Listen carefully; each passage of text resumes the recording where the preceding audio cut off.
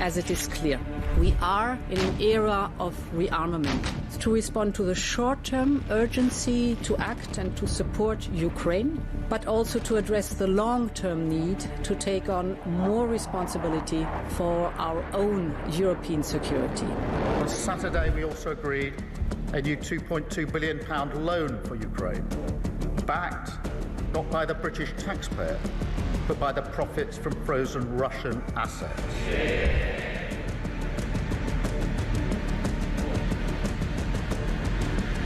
It is my pleasure to bring from His Majesty the King a letter. He sends his best wishes and his regards, of course, but he also asked me to bear this letter and bring it to you.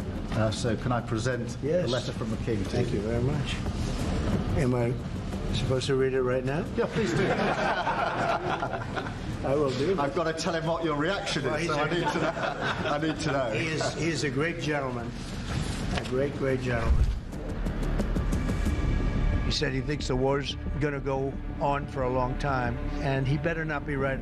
Well, I just think he should be more appreciative, because this country has stuck with them through thick and thin. We've given them much more than Europe, and Europe should have given more than us, because as you know, that's right there, that's the border. What kind of diplomacy, JD, you are speaking about? What do you mean? I'm talking about the kind of diplomacy that's going to end the destruction of your country. Yes, but if you are not Mr. President, with respect, I think it's disrespectful for you to come into the Oval Office and try to litigate this in front of the American media. You're gambling with the lives of millions of people.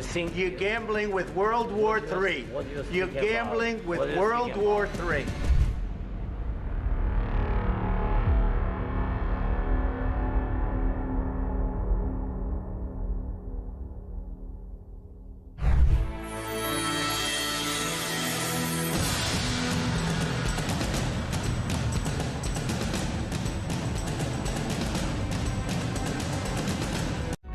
Across the UK, on DAB+, on your smart speaker, on your smart TV, and on your side. This is Talk.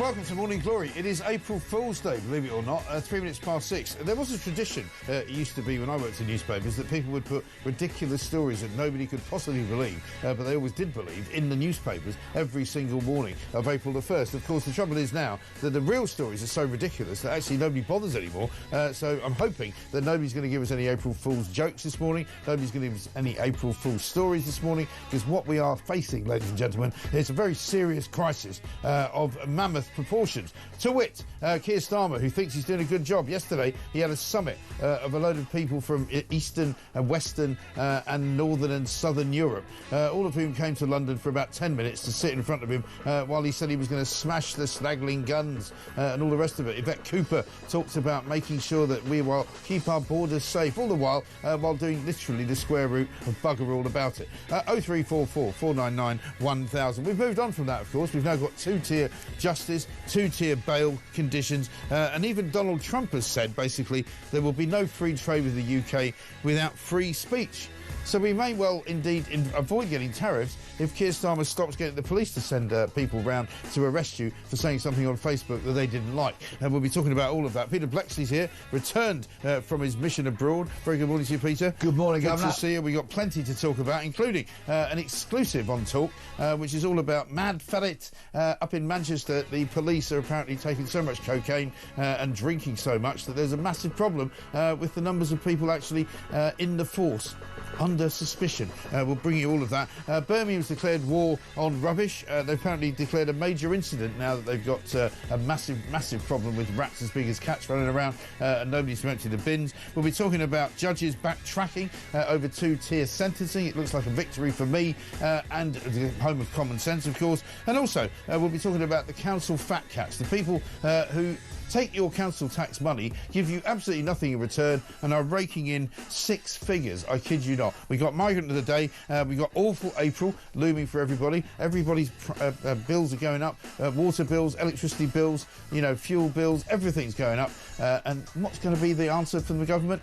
We are fixing the foundations. We are putting money into the pockets of working people. No, you are bloody not. Also, there's more fallout from the Harry and Meghan scenario. We'll talk about that as well. And also, migrants taking us for fools. Really?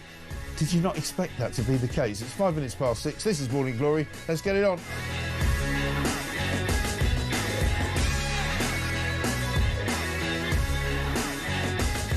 And as if that wasn't enough, we'll be talking about the situation with Marine Le Pen as well, who's been told that she can't run for public office for years and years and years and years. And it's got the smell of Trump about it, to be honest. Also, Nigel Farage is going to be here later on because we're going to be talking about local elections. We spoke to Kemi Badenoch last week. We're hoping to speak to that plonker from the Lib Dems, whose name I can't remember. Oh, yeah, Ed Davey, that's him. And also, we've actually asked Keir Starmer to come on, believe it or not.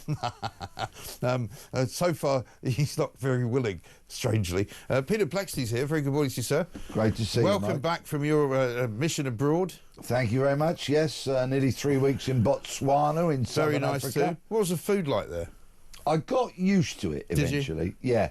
It all came as a bit of a shock. During the day, Yeah. we'd have canteen food. Right. And it was very much local. Botswana's very proud of its beef. What's the local dish? Well, when we'd queue up at lunchtime, there'd generally be rice, Right. or there'd maybe be pasta, Okay. some form of vegetable, Yeah. and then chicken or beef. Like a stew, that kind of thing? Yes, kind of. The chicken obviously was all on the bone. Yeah. And it was a bit of a shock to the old palate to start with, but by the second week I was into it and needed plenty of fuel on board because they were long, challenging days. Yeah. And I ended up thoroughly enjoying it, and it was one heck of an experience. Yeah, excellent stuff. Right, well, listen, back to the world of what I was going to call reality, but it's the 1st of April, and as I say, normally you would expect people to be performing April Fool's jokes. We don't do April Fool's jokes on this show.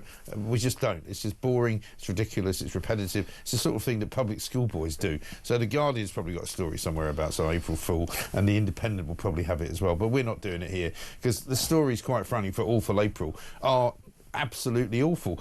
Council tax is up, water rates are up, basically, everything, energy prices are up, food prices are up, there's nothing that's going down. Car tax is up, you probably doubled on your car from what it was last year. And on page 4 of the Daily Mail this morning, hospitality is absolutely dreading what is going to happen over the course of the next few weeks and months, because they're worried that people are going to go out of business. Well, I shall park my very well thought out April Fool's gag that I was going to perform on you and the audience this morning then, because that's a very stern lecture. Yeah, I don't care, because honestly, I don't do April Fool. I just don't think it's worth doing, honestly. It would have been hysterical, Okay. but anyway. All right, Not to worry, moving on. Save it for Plank of the Week. Maybe it'll work for there. But hospitality braces for £3.4 billion of a hit from national insurance and wage rises, which is basically going to mean an awful lot of pubs, restaurants, other hospitality businesses are going to go out of business. And it's today that the national insurance hike takes effect. It is. And it is going to be utterly crippling for so many businesses. And if you... Look, I love a pub. I've done all my life. Sadly, of course, shrinking numbers, and this national insurance hike and the minimum wage hike is not going to help. And of course, the face of pubs is changing so much, how they do their business. Try finding a pub down south where you can walk in with a few pound notes in your pocket, tenors, £20, and order a pint over the bar. It's becoming a thing of the past. And so many kind of government initiatives, laws, rules, call them what you will, are hitting the very fabric of Britain, which is the local boozer. Yeah, absolutely. And consequently, they're just dying and disappearing. Yeah, well, I mean, I found a situation, I don't find it so hard to spend actual cash money, but what I do find astonishing in London is that you find yourself standing at a bar and people going, you can't stand there. And you go, what do you mean you can't stand there? Well, there's a queue. You've got to stand behind the guy who's standing, waiting to be served.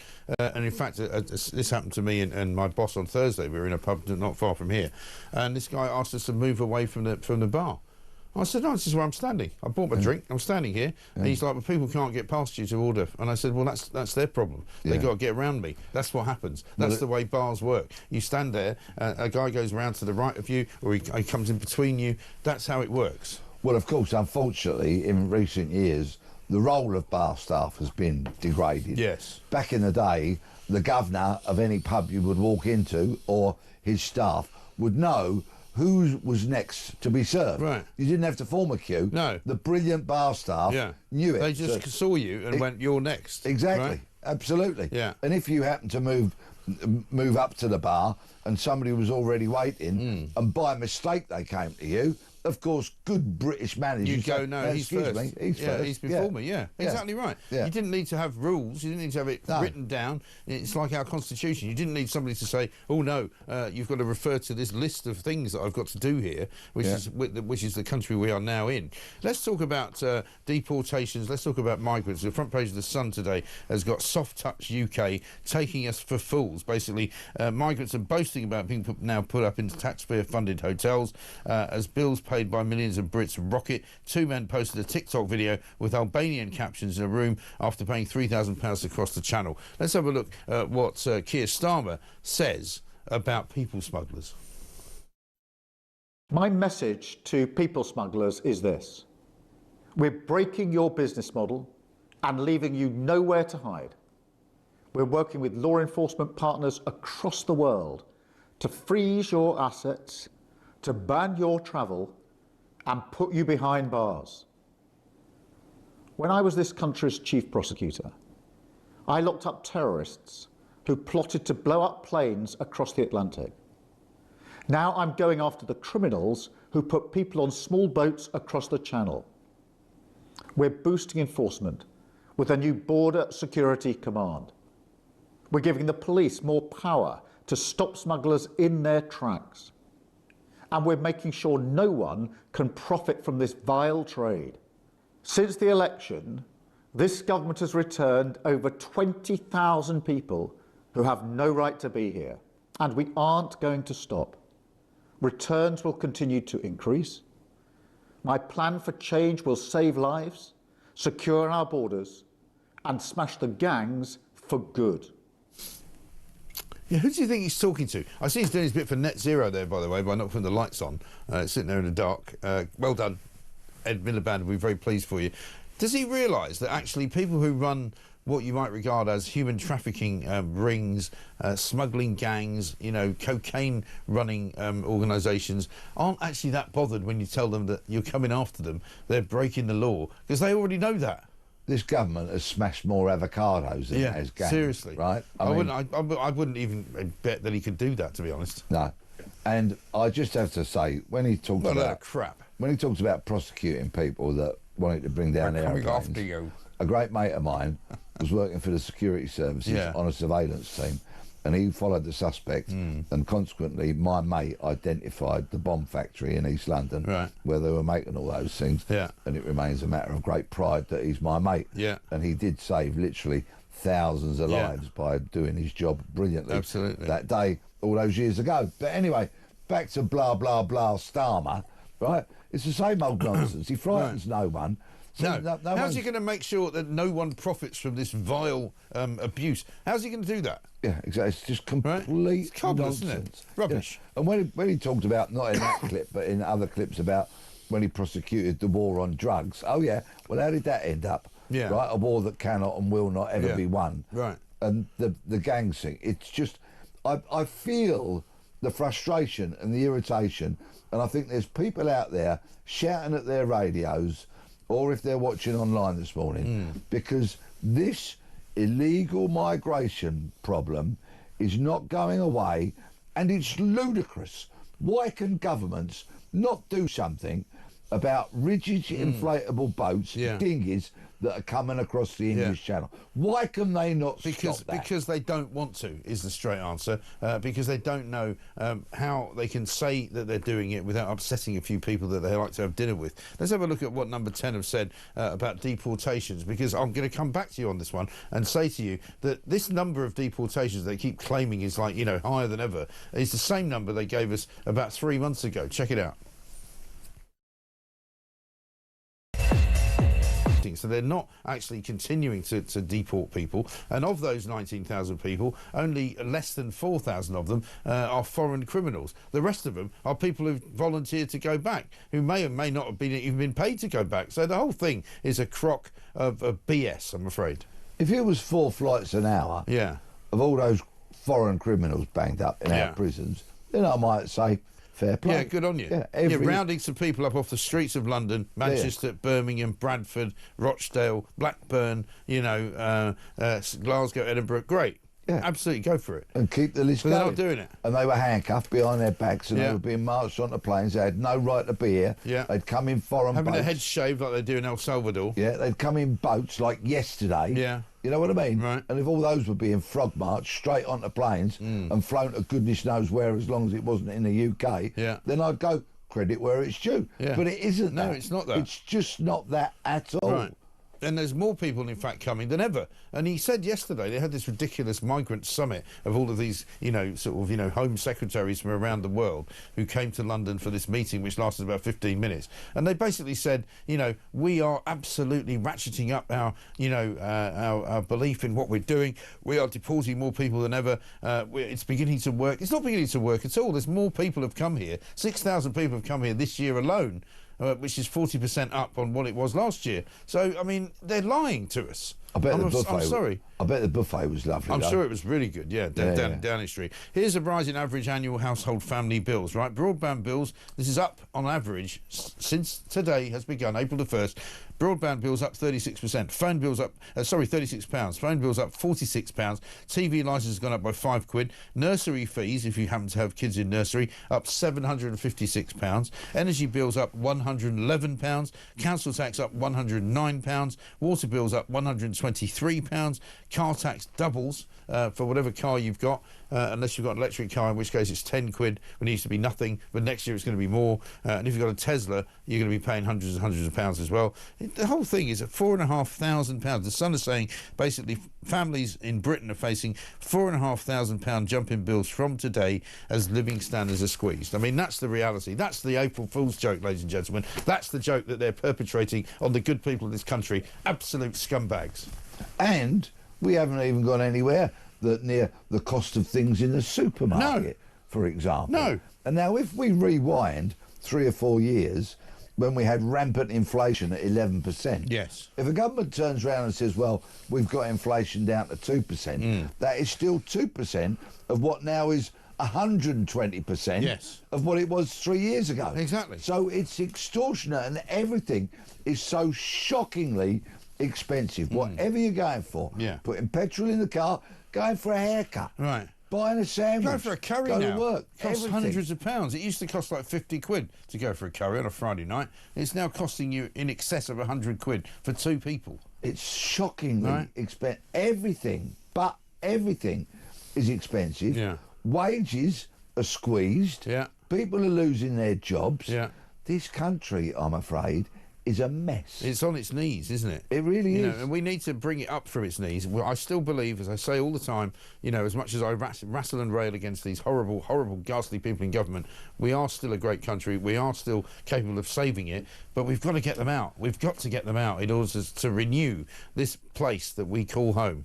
And there has to be a huge mindset shift in public services, for example. Yeah. And we're going to get on to talk about local councils and the like, where there is an absolute mission creep, a very, very intolerant DEI, diversity, equality and inclusion stuff.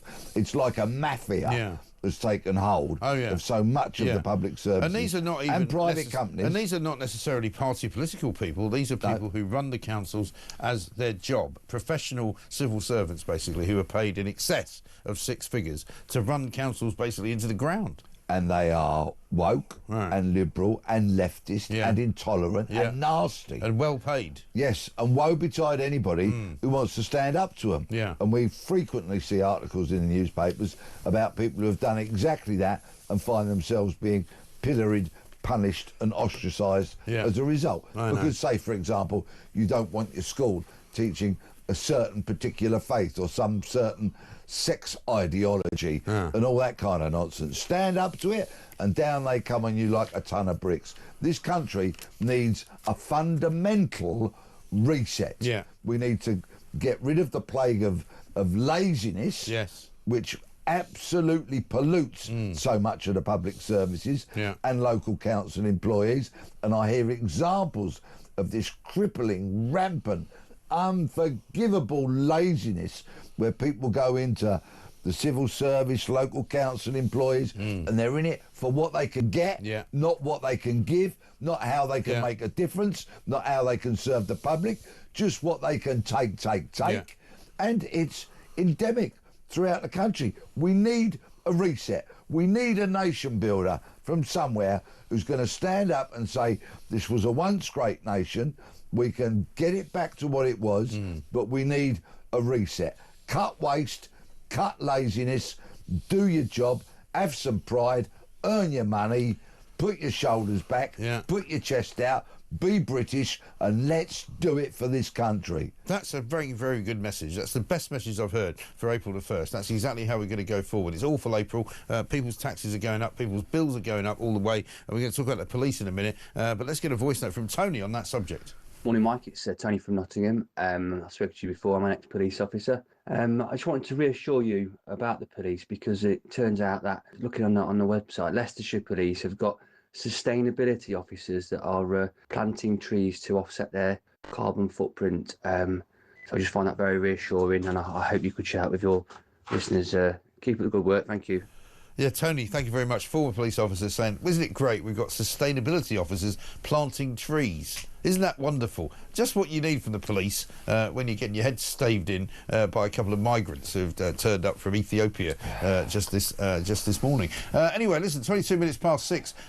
Peter Blexley's here. We've got an amazing story for you. It's all exclusive, which is going to reveal quite how much drug use is going on in the police, how much alcohol use is going on in the police. We've got amazing figures for you. And, of course, we'll tell you some good news, though, about Gary Glitter. This is Talk.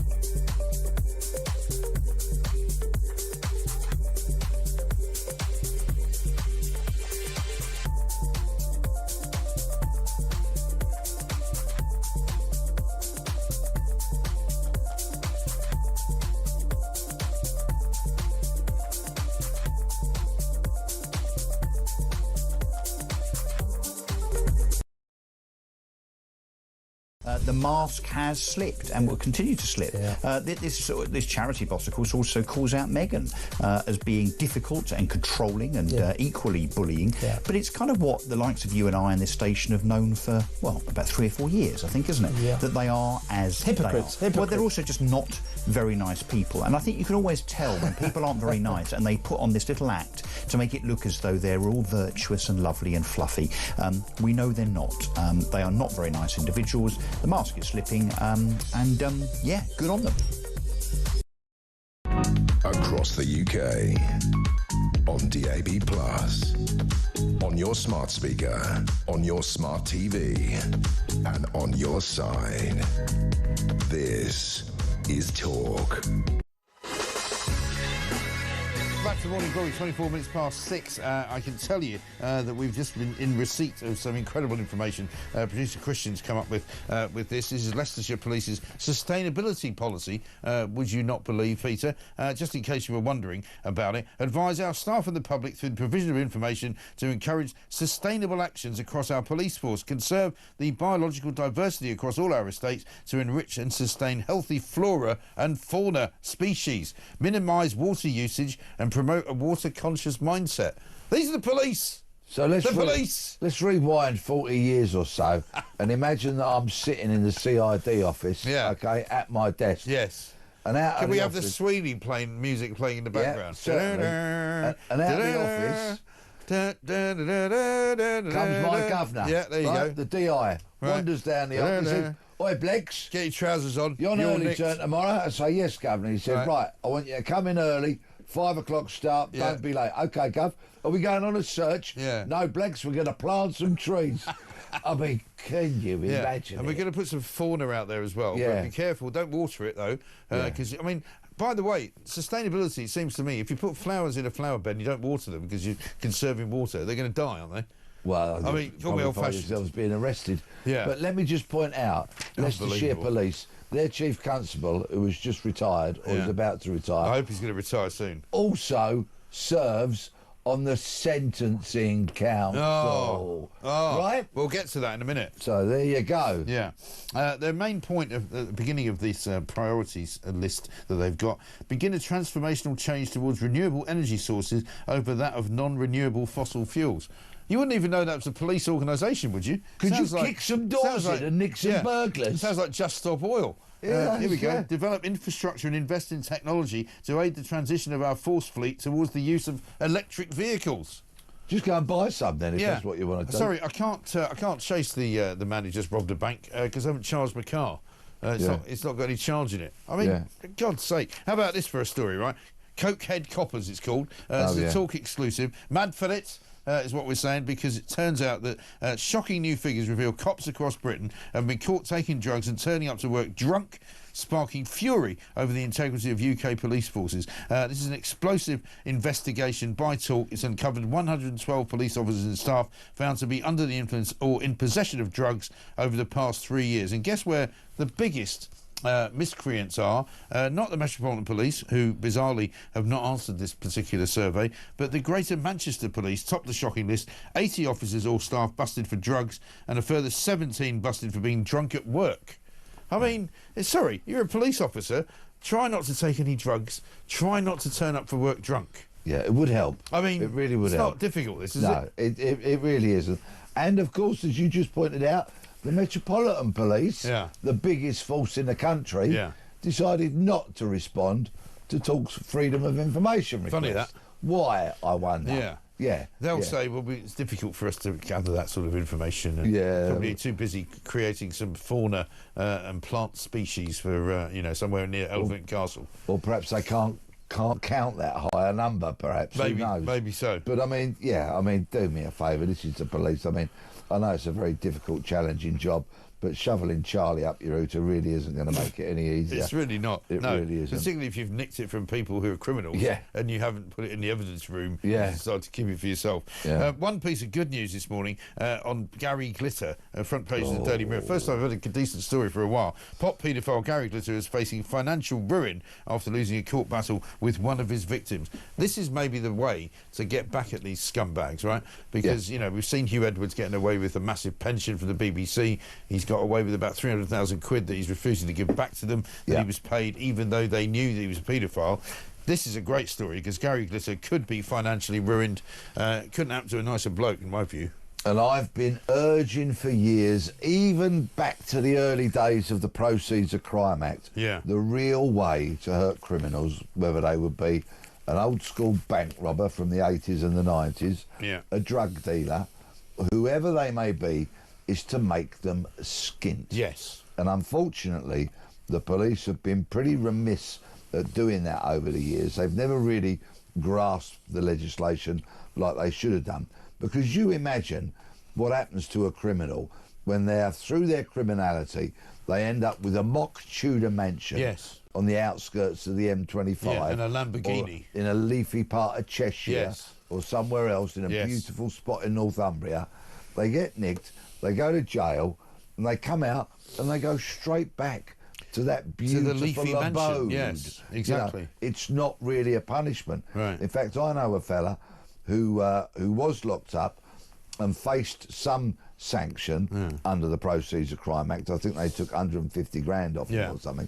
They then took him back to court while he was serving in prison and said, surrender another £200,000 or do another 2 years. Yeah. But of course, guess what option he took?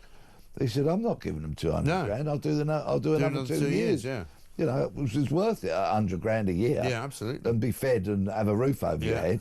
So this, I hope, with regards to that vile, stinking piece of garbage that is Gary Glitter, I hope this opens the floodgates so that should he ever taste freedom again, he is absolutely skint, destitute, on his uppers and financially ruined. Yes, I think we would all agree that that is an absolutely good place to go. Now, coming up, we're going to be talking about council tax rises, paying for record salaries, because council tax, of course, up by at least 5 to 10% for most people in this country. We'll be telling you the Taxpayers Alliance have done an amazing job on finding out exactly who is paid what, and you will not believe it, ladies and gentlemen. We'll also get here Angela Rayner, who's been talking about national renewal, believe it or not. We'll talk about that. And JT in Worcester says this: morning, Mike, hope you're well. These new environmental police, I'm sorry, but I will not accept from Peter Blexley the police force are underfunded and understaffed after hearing this. Absolute joke. And one from Kenny in Edinburgh says, Mike, why can't Leicestershire Police just sustain law and order there? I know it's a pretty mad, wacky notion to them, but isn't that their job? People not happy about hearing about the sustainability police in Leicester, believe it or not. And this is everyday people utterly aghast at what they're hearing, and rightfully so. Leicestershire Police, what on earth are you talking about? I know. Just get on with investigating crime and nicking people and patrolling the streets. I mean, maybe I can give you one more just before we go. I'll give you another lesson in their sustainability scenario. Provide guidance on sustainable practices to improve, inform and empower positive health, safety and welfare in the workplace. It's a police force, you complete numpties. 6:32.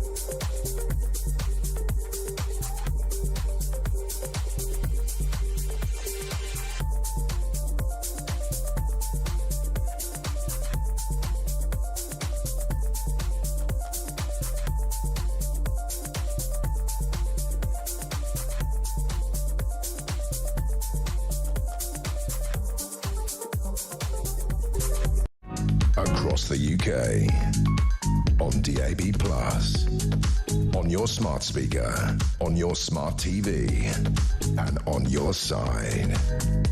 This is talk.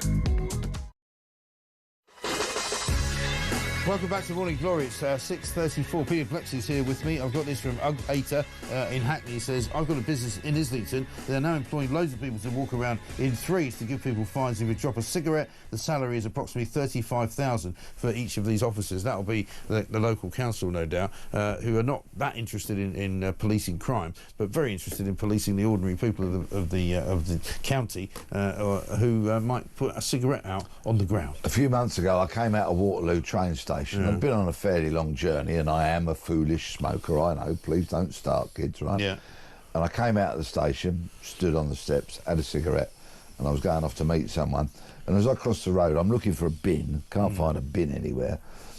So I popped it down the drain. Yeah. Out of nowhere comes this warden-type person, £100 on the spot fine. No way. I said, but I slung it down the drain. Yeah. He said, yeah, it's still littering. Gave me a ticket, £100, went home. The wife went ballistic, as you can imagine. Yeah, right. And she went on the internet and very inexpensively bought these kind of silver foil lined pouches. Oh, yeah. Which I now carry one all the time. And you just put it and in you that. can stub your cigarette out in that, fold it up, press a little kind of popper on it, and stick it in your rucksack or stick it in your pocket. So you're And supposed to it's carry job done. the fag ends around with you.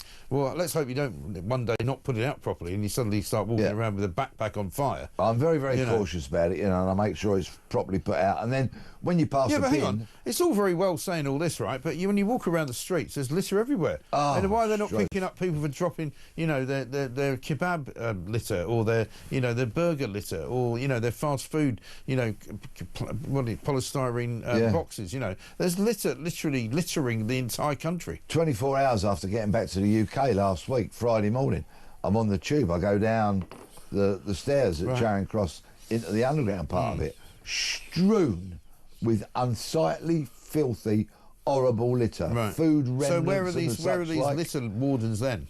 Well, nowhere to be seen is the answer. They're happy to follow you though because they think that you can see you smoking. The guy was probably following you, so you do your cigarette.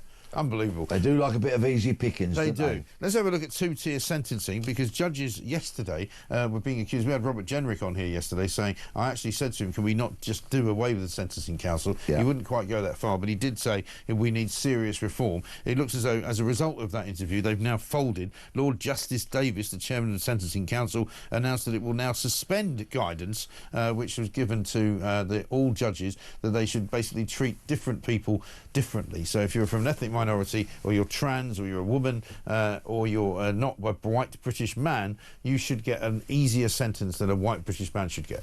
So the good news is that they've suspended that ridiculous policy that was supposed to be imposed today. Yeah. But have a look at the Daily Mail today, front page, of course. The headline screams, two-tier police race guide row. Amazing. Yeah, and of course, what have we got? Oh, yes, the National Police Chiefs Council. Oh, yes. That we've discussed on many an occasion. Are now saying, under their anti-racism commitment, that police officers, that's when they're not planting trees. When they're not planting flowers and not using water. Yeah. Police officers must consider cultural impact and community trauma when using their powers. Yes, and let's just define what community trauma is. Apparently community trauma could be anything from you feeling like that because your grandfather was treated like a slave, that you have suffered in some way as a result of that. You could also be suffering from the fact that you are part of a diaspora from another country and perhaps in another continent and you feel in some way put upon, therefore you should be treated differently when you commit crime. I mean, it's utterly appalling, isn't it? Can I say bollocks? I mean, I think I should be able to this time of the morning. Sorry if anybody's offended, but it's just bollocks. Police officers should do their job without fear or favour. Yes, remember? Of course. You don't do favours for people. No. Even if they're black or brown or from kind of minority. One-legged. Whatsoever they may be. Blind. Men in frocks or people Deaf. of particular faith and any sort of thing. Just go out there and police consistently. Yeah. You see, that's what people want. They want their police to be consistent. If you're a shoplifter, you should be treated the same as every other shoplifter. You should be thrown to the ground, handcuffed with your hands behind your back, your face on the floor, and we'll pick you up and stick you in a black marae and take you to court. Thank you very much indeed. Robber, I don't care who you are. Robber, burglar, murderer, you're nicked. Right. Get in the van. Exactly. You know, not. Oh, hang on a second. Should I consider cultural sensitivity? Did your grandfather was he you know, stolen from the Caribbean to be brought here? You know, was he on Windrush or something? I mean, who cares? How about this, right? A report says basically that racial equality does not mean treating everyone the same. Sorry, have they now redefined the word equality? So apparently equality now does not mean treating everyone the same. Well, you see, to quote the London Museum, you see, your embedded whiteness is just flowing out of you this morning. You know? It is. I've got all that embedded whiteness. White privilege. Yeah. I mean, just utter nonsense. What I will do... What a load of rubbish. Is I was thinking, when I read that story last week about this embedded whiteness, which I found deeply offensive, actually. You know, not that I'm going to, like, lose any sleep over it, but it is an offensive thing to suggest.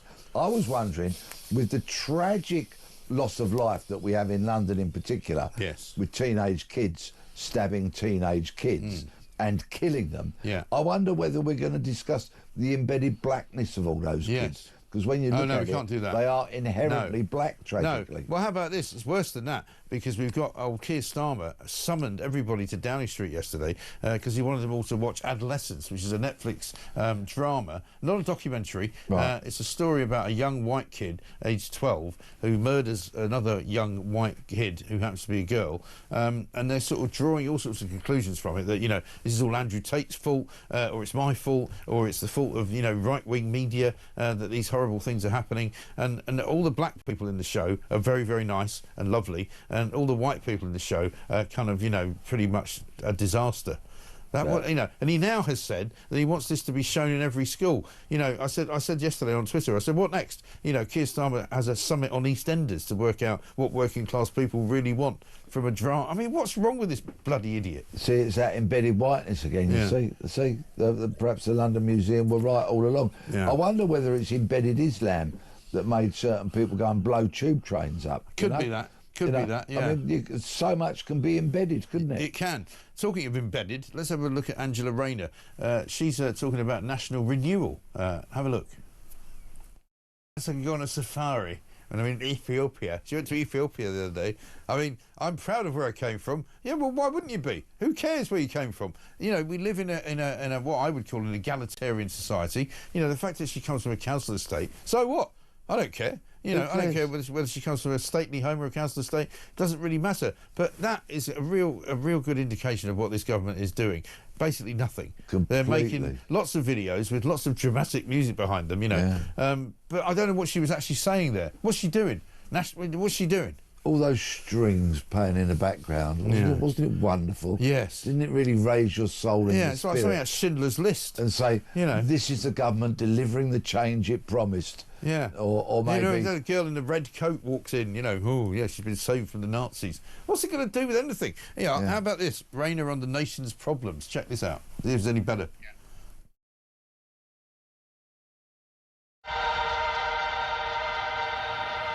The country was in a real mess. Now, is that a commentary on what it's like now? Nothing's changed. No, you've got potholed roads, right? You've got kids riding around on bikes unlawfully. You've got no chance of getting a doctor's appointment. Same. The mad scramble at 8 a.m. There's nothing's different.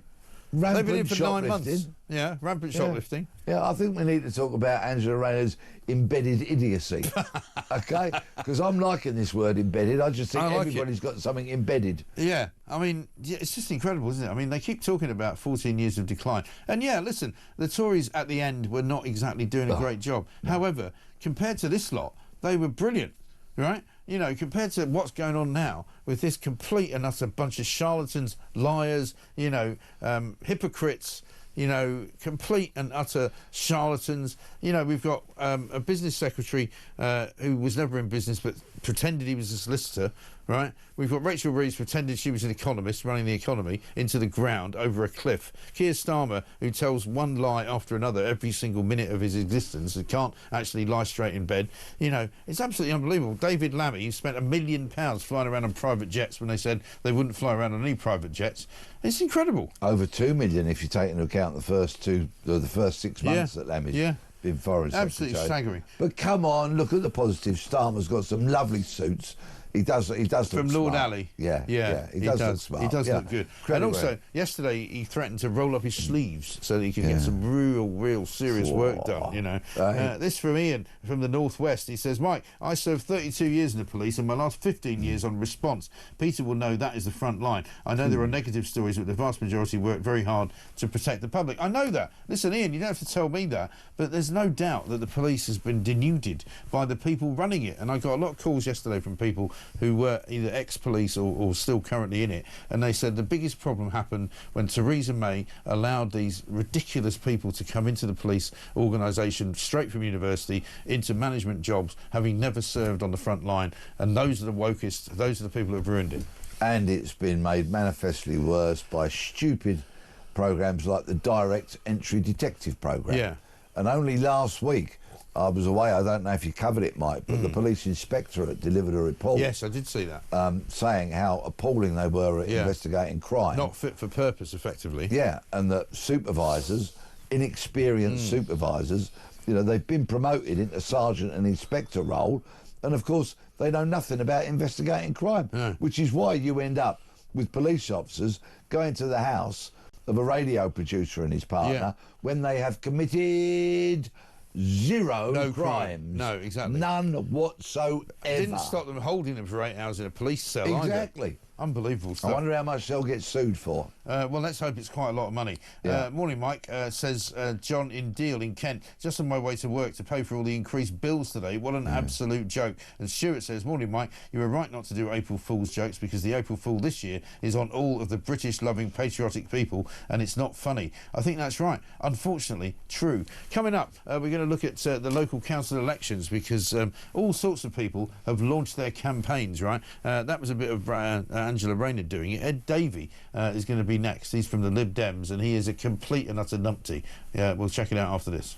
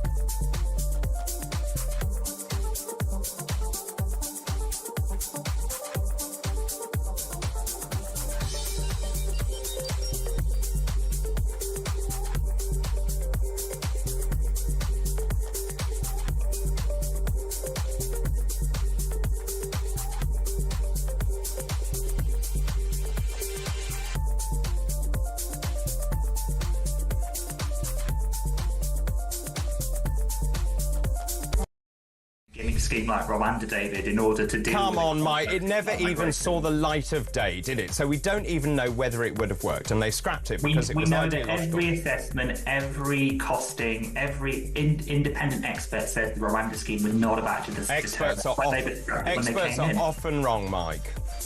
I don't think so in this case, and I think this is really Labour lining itself up for what to be judged by in 2028, 2029, David. It's already said it wants to get NHS waiting lists down, it now wants to tackle illegal migration as well.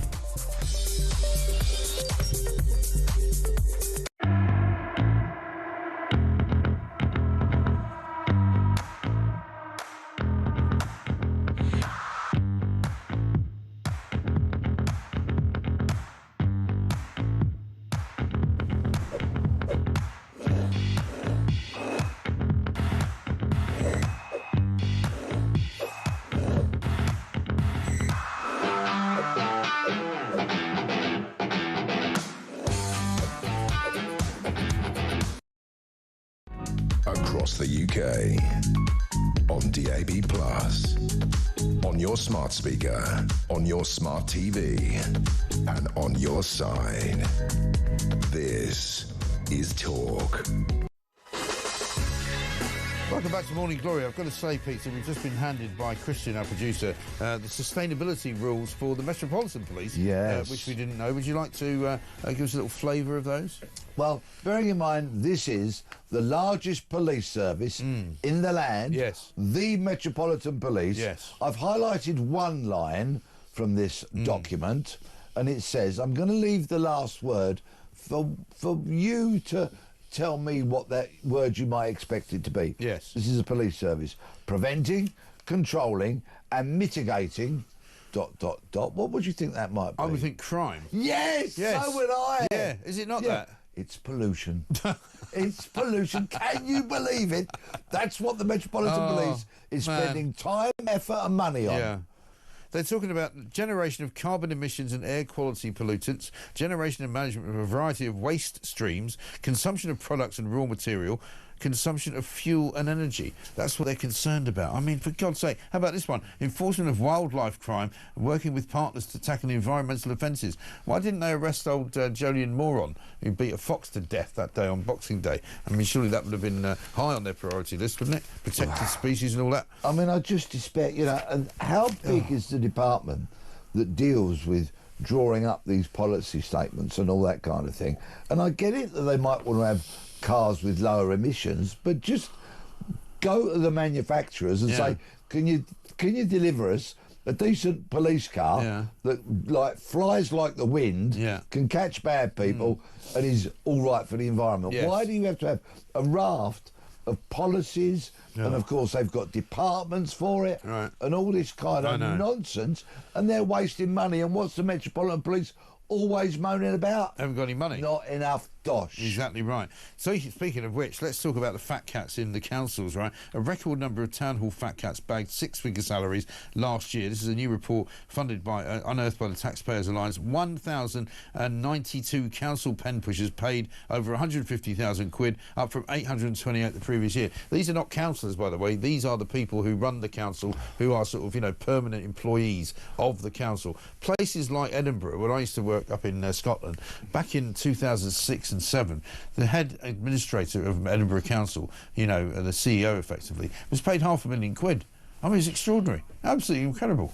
Just ridiculous. And of course, as we all see our council tax going up, that is to fund these things. And funnily enough, Scotland is to blame again. The best paid council chief last year was Anne-Marie O'Donnell in Glasgow. Council tax is up by 7.5%. She got £567,317 in salary and pension contributions. I mean, it's unbelievable, isn't it? It's absolutely astonishing and outrageous. Yeah. Truly, truly. It's not as if anybody's outrageous. getting anything for it. I mean, what are you getting for that? Yeah. Not much. Basically, your bins might get emptied as long as if you're lucky enough, but not much else is going on. And what does she do on a day-to-day basis that justifies 10 grand a week? I know. I mean, really. Just ridiculous, isn't it? Get a grip. Yeah. And how efficient is that council over which she presides?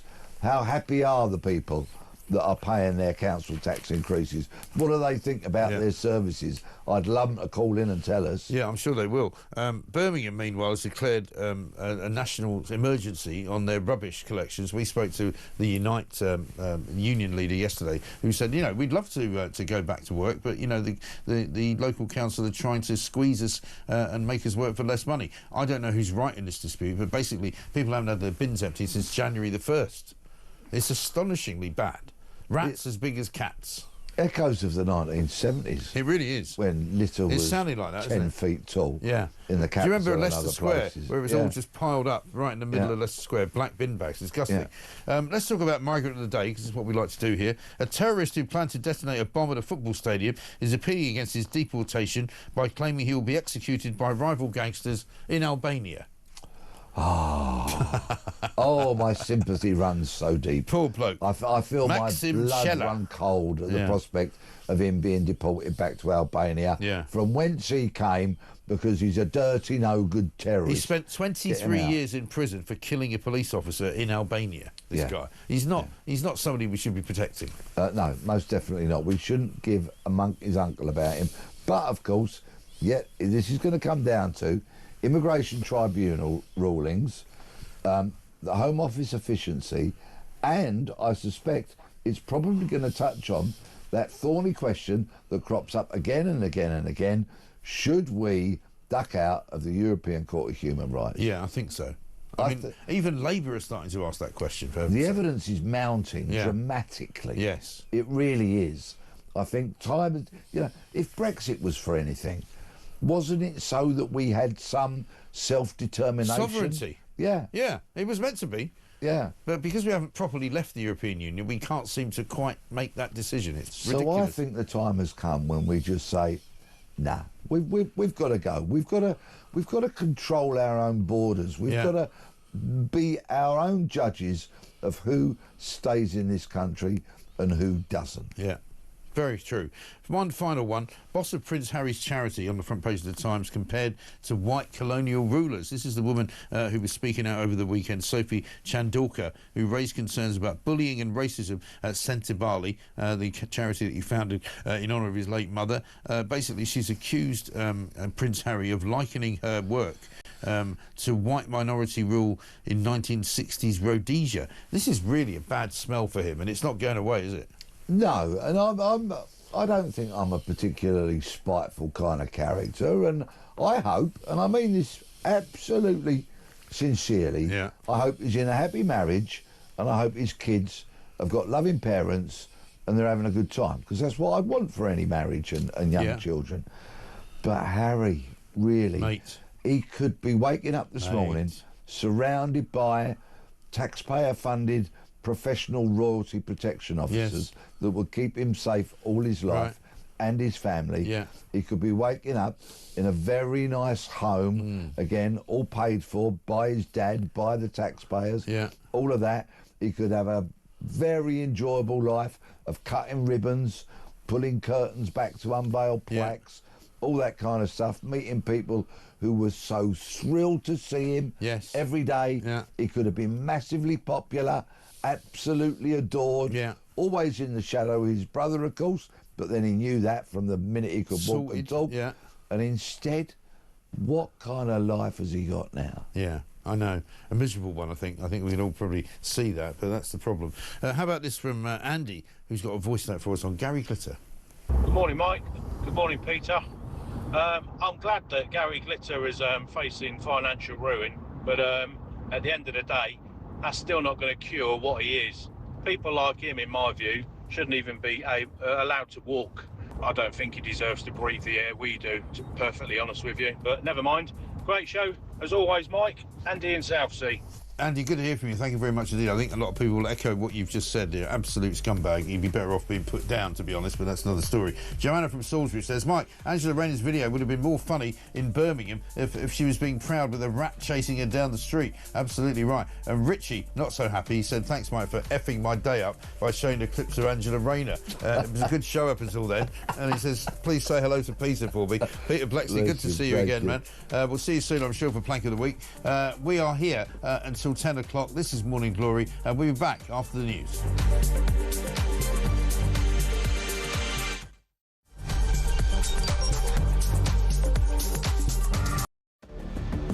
I can announce this government will begin the biggest sustained increase in defence spending since the end of the Cold War. We will deliver our commitment to spend 2.5% of GDP on defence, but we will bring it forward so we reach that level in 2027. The answer from European capitals has been as resounding as it is clear. We are in an era of rearmament. To respond to the short-term urgency to act and to support Ukraine, but also to address the long-term need to take on more responsibility for our own European security. On Saturday, we also agreed a new £2.2 billion loan for Ukraine, backed not by the British taxpayer, but by the profits from frozen Russian assets.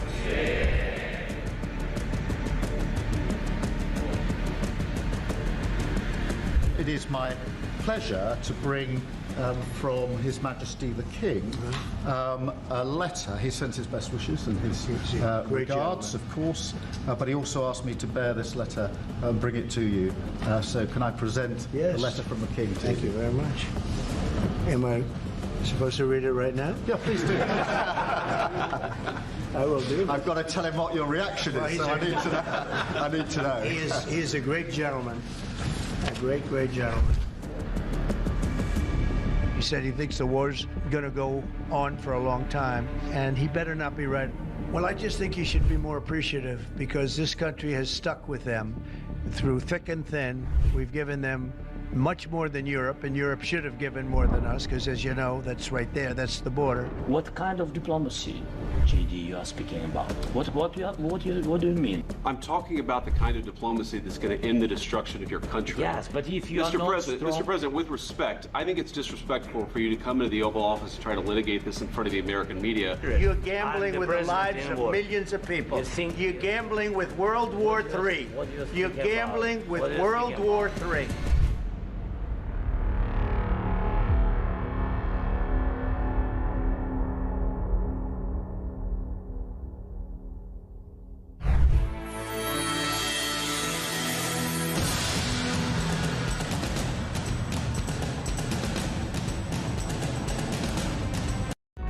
Across the UK, on DAB+, on your smart speaker, on your smart TV, and on your side.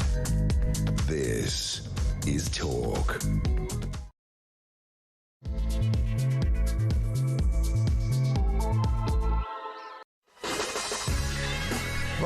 Welcome back to Morning Glory. I'm Mike Graham. It's 7:02.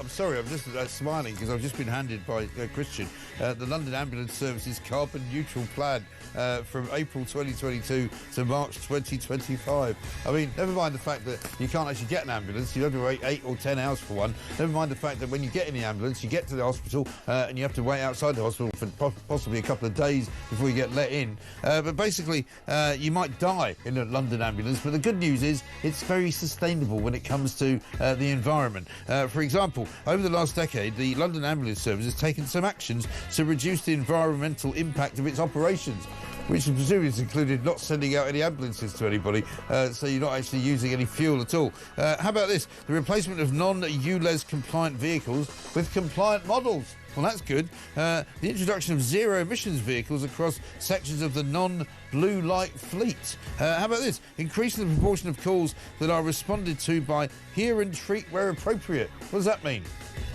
Don't bother. Improving the way that waste is disposed of. And ensuring that all recent construction projects meet at least BREEAM, very good or excellent classification. I mean, for God's sake, how about you just get people from where they're dying to the hospital so they don't die? You know, that would be my mission for the ambulance service. We've already seen the Metropolitan Police's sustainability problem. We've seen the Leicester Police sustainability problems as well. We'll come back to all of that. Benedict Spencer's here. We're going to be talking about people smuggling. We're going to be talking about awful April. All your bills are going up today. I want to hear from you about what the biggest bill increase is that you've got, whether it's council tax, whether it's water, whether it's electricity, because the cap has gone up by £111, whether it is in fact fuel duty, whether it's your car tax, whatever whatever it is, we want to hear from you, because this, I'm telling you, is a massive revolutionary time. And forget about April Fool's Day, right? We're not going to be talking about April Fools. We're not going to be telling you jokes. We're not going to be telling you about stories that aren't true, because the real reality of where we are living now is an April Fool's joke. The whole bloody business, the whole business of Labour government, the whole business of what it is that we're facing, the ludicrousness of Keir Starmer telling us that he's fixing all the problems, which he clearly is not doing. And we're sick to death listening to Angela Rayner, Rachel Reeves, and all the other complete and utter numpties from the Labour Party trying to convince us that basically they're doing a great job. We know they're not. That is the biggest April Fool that's been purported to be played on the British public. 0344 499 1000. The sun is streaming through the windows. We are in a wonderful week of weather. Let's hope that it's a good thing, but unfortunately what it's going to mean is there's going to be more migrants coming across the channel, and more migrants going into hotels, and more migrants taking us for a very, very long ride, all on the taxpayers' money. Thank you very much indeed. This is Morning Glory. Let's get it on.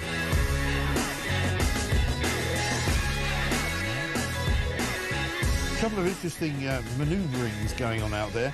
This from Sean. He says, "Morning, Mike. Well, Richard III wanted growth and she got it. All my bills have grown." Absolutely right. The latest is my council tax, which is up by 15%. They've maintained their standards and we still have potholes like craters on the moon. And Dave says, "Morning, Mike. I was in my GP's surgery for a blood test, and in the first 40 minutes, not one person saw a doctor. Everyone was there to see a nurse." And that's Dave in Aberdeen.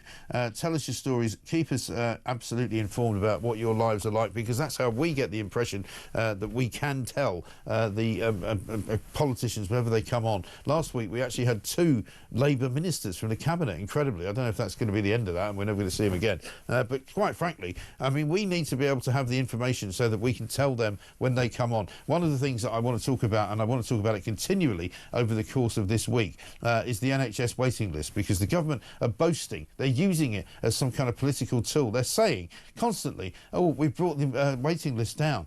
But they're not bringing the waiting list down. What they're doing is very cynically offering appointments to people and then cancelling them. And that way they get moved off the waiting list they were on and onto a new waiting list, which means that they haven't waited more than 18 weeks. That is a cynical ploy, and that I'm more than convinced is going on all the time. I had a lot of people getting in touch with me over the weekend telling me that they had got appointments and then they were cancelled.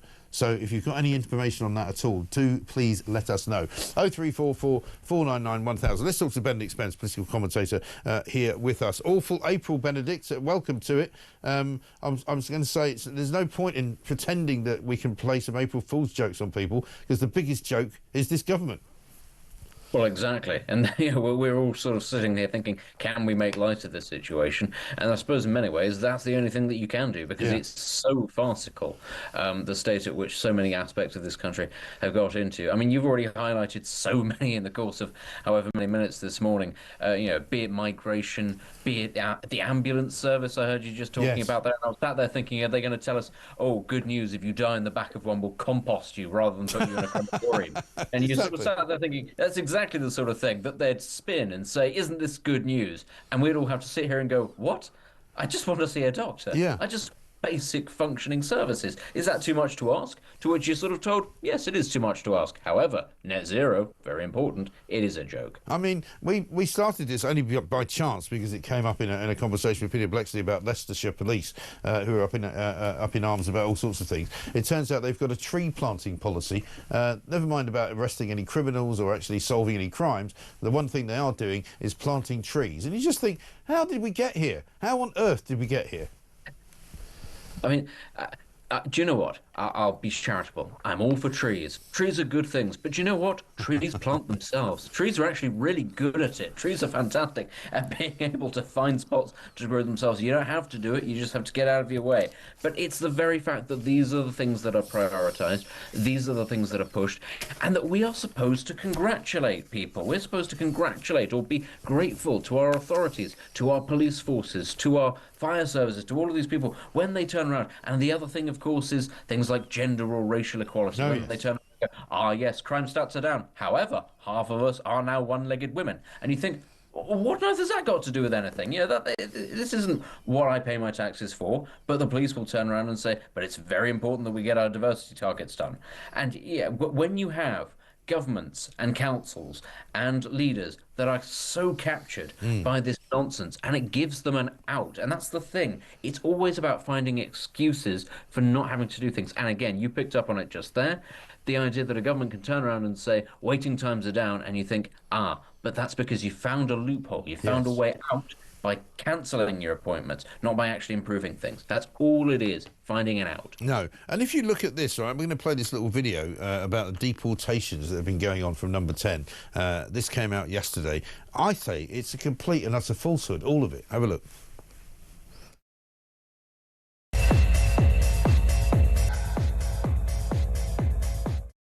Plans for change, but basically they're not doing anything at all. This figure of 20,000 or whatever it is, 19,000 that they've supposedly removed from the country has been a static figure for the best part of the last several... Who have already come and who will continue to come. You see that it is really a drop in the ocean, that it's no real improvement at all, and it's no real deterrent at all. And I'm always frustrated when it comes to the subject of mass migration and deportations, because people say either it's illegal to do it because of some foreign court says that you can't do it, which is a nonsense argument anyway, or you get from the politicians the standard response is it's very difficult, it's a lot of hard work, it costs a lot of money. And you think, what is that attitude? That you can't do something that is right because it's difficult? So many governments of all stripes in this country have done this, not just here, in Europe, in the US as well. Now Donald Trump is president of the United States, love him or hate him, do you know what? He's gone, it is hard work, and I'm at least going to try. Right. And that's all that voters demand, is that their governments try. And ours aren't interested in that. Exactly right. I mean, John F. Kennedy, when he was president, when he talks about the moon program and launching, Apollo missions to the moon, said, we do not do this because it is easy. We do it because it is hard. And that's kind of what you want your politicians to say, isn't it? I've just been handed, by the way, just to go off to the side for a minute, the London Fire Brigade's business case for sustainability. You might wish to know that the London Fire Brigade have got a plan for 2025, an objective to embed carbon zero principles with particular focus on net zero by 2030, waste management and behavioural change. I mean, I suppose there's no point in mentioning that when there is a fire, it's actually not that great for carbon emissions. Maybe just put the bleeding fire out and that might save the planet all on its own. I was going to say, guys, that's your only job. Yeah. When there's the fire, you put it out. Great, that's net zero, that's carbon neutral. Exactly. I mean, who's coming up with all these cobblers, though? This is the thing. It's all been going on behind our backs. Nobody voted for it. Nobody asked for it. These kind of sustainability missions became a thing in every public sector organisation without any of us really realising. There's a historian called Peter Turkin who has a theory called elite overproduction, which is that when societies begin to collapse, it's because it has too many people doing these jobs. There's an expression for these jobs that I can't use at this time of the morning, but it is a technical term. I think I know what it is. Yeah, and it's literally what we're describing is having to find roles for busybodies, having to find roles for people because there isn't really a function for them. Right. And that, I think, is what so much of this diversity and net zero stuff is. It's about finding roles for people who have gone to universities to do sociology or whatever it is, media studies or something, and they need a job. They have huge amounts of debt. They're highly qualified in air quotes, but they need a purpose in life. And they take this ideology, which is the fashionable ideology of the elite, and they are able to get jobs this way. And that's the important thing to remember, that this is what is fashionable amongst our political betters in this country. This is what they think is important, so it is foisted on the rest of us. Yeah, it's absolutely extraordinary. Benedict, good to talk to you. Thanks very much indeed. Benedict Spence, political commentator there. Richard says, just woken up to £178 a month rise in my energy bills. Thanks, Labour. £178 a month. That's extraordinary. I mean, we want to hear from you on this, because this is awful April, they're calling it. Everybody's bills are going up, whether it's energy bills, whether it's council tax bills. We want to hear from you as to what it is that you are finding this morning. How about this from Keith on Marine Le Pen? When the BBC banned a record, it invariably went to number one in the charts. You just wait for the backlash. Just like the UK government, the French are taking the mickey out of ordinary French folk, because, of course, Marine Le Pen yesterday was basically told that she was convicted of embezzlement and barred from standing in the 2027 presidential election. As soon as it happened, I said, this has got the whiff of Trump lawfare about it. Have a look at what Donald Trump had to say about what happened to Marine Le Pen yesterday. Happened in France today, Mr. President. Marine Le Pen, the far-right leader, got convicted in court and is now banned from running for office for 5 years. Do you have a comment? That's a big deal. That's a very big deal. I know all about it, and a lot of people thought she wasn't going to be convicted of anything, and I don't know if it means conviction, but she was banned for running for 5 years, and she's the leading candidate. That sounds like this country. That sounds very much like this country. Yeah, because that's exactly what they tried to do for Donald Trump. The main reason why all of these lawsuits were filed against Donald Trump, whether it was in Georgia, whether it was in Florida, whether it was in New York, whether it was in all manner of different places, Washington, D.C. as well, of course, over all manner of different things, whether it was fixing the election, whether it was a criminal charge of embezzlement, whether a criminal charge of, you know, messing around with White House documents. It was all designed to stop Donald Trump from being able to run. What they've done in France to Marine Le Pen seems to be a similar thing. Let's talk to Charles-Henri Gallois, a French politician from Frexit, of course. Charles-Henri, very good morning to you. Good morning, Mike. Bonjour. I mean, is this what I think it is? Is an attempt to stop Marine Le Pen from being able to access democracy? What's being said there, please? Yes, you're right. I mean, it's a sad day for democracy. I'm quite shocked, as millions of French are shocked by this sentence. I mean, if this kind of thing would happen in Russia, Turkey, or any African country, what would you say? I mean, it's still France, a democracy. You can expect this kind of thing to happen in the Banana Republic, but not in France. Yeah. Because when you look at the fact, when you look at the case, it's a disgrace, and it's really designed to prevent Marine Le Pen from running to presidential election. I mean, the aim is to prevent the main opposition. If you look at the last polls, the last one was on Sunday, she was at 37%. I mean, there is no other leader, no other political party in Western democracy that does that kind of result. And they prevent her from running to presidential election. You look at the fact it's very poor, and you know that it's designed to block her, to ban her from presidential election. The main element in the sentence is she's sentenced with executional provision. And you know, normally you apply an executional provision when you have some risk that the people will do again the crime. But Marine Le Pen is no more president of National Rally. She is no more MEP.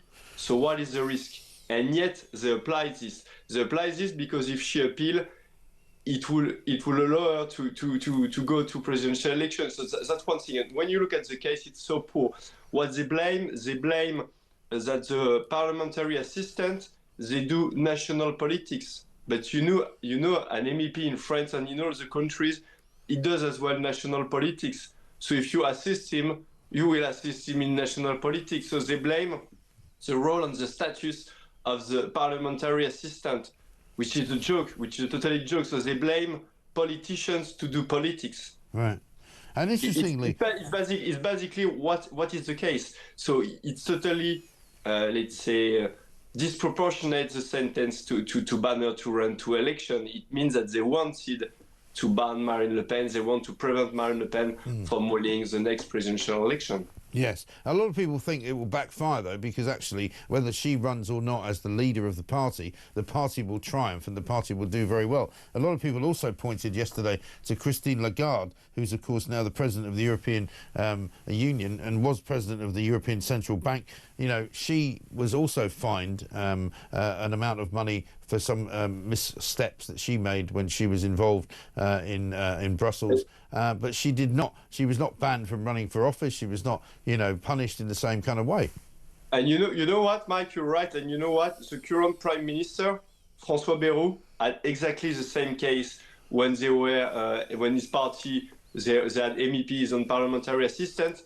The difference is he was acquitted when Marine Le Pen get 5 years conviction and 5 years banned from elections. So you see that you have a two-tier justice, and it's designed to prevent Marine Le Pen from running. Yeah, it's absolutely disgusting and disgraceful, and I'm sure it will backfire. Charles-Henri, thank you very much indeed. Charles-Henri Gallois, a French politician there on the Marine Le Pen story, which broke just after 10 o'clock yesterday, after we left the show. It appeared on Julie Hartley-Brewer's show. Absolutely extraordinary.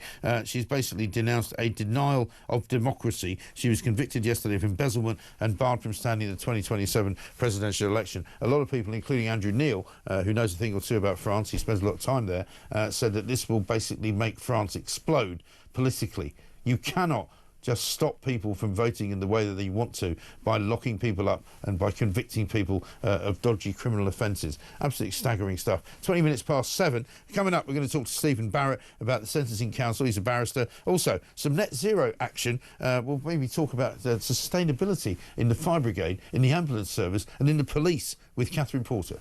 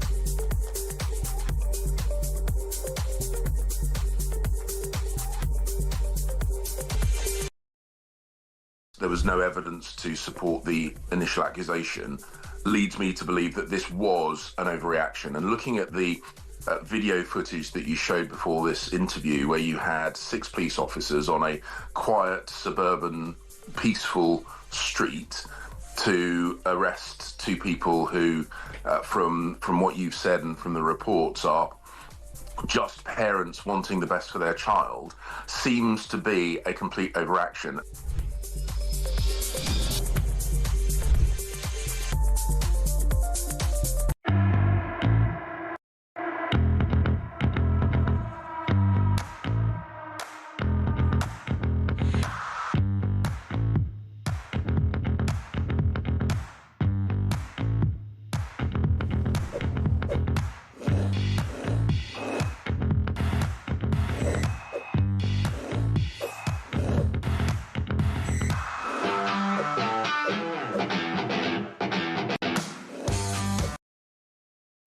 Across the UK, on DAB+, on your smart speaker, on your smart TV, and on your side.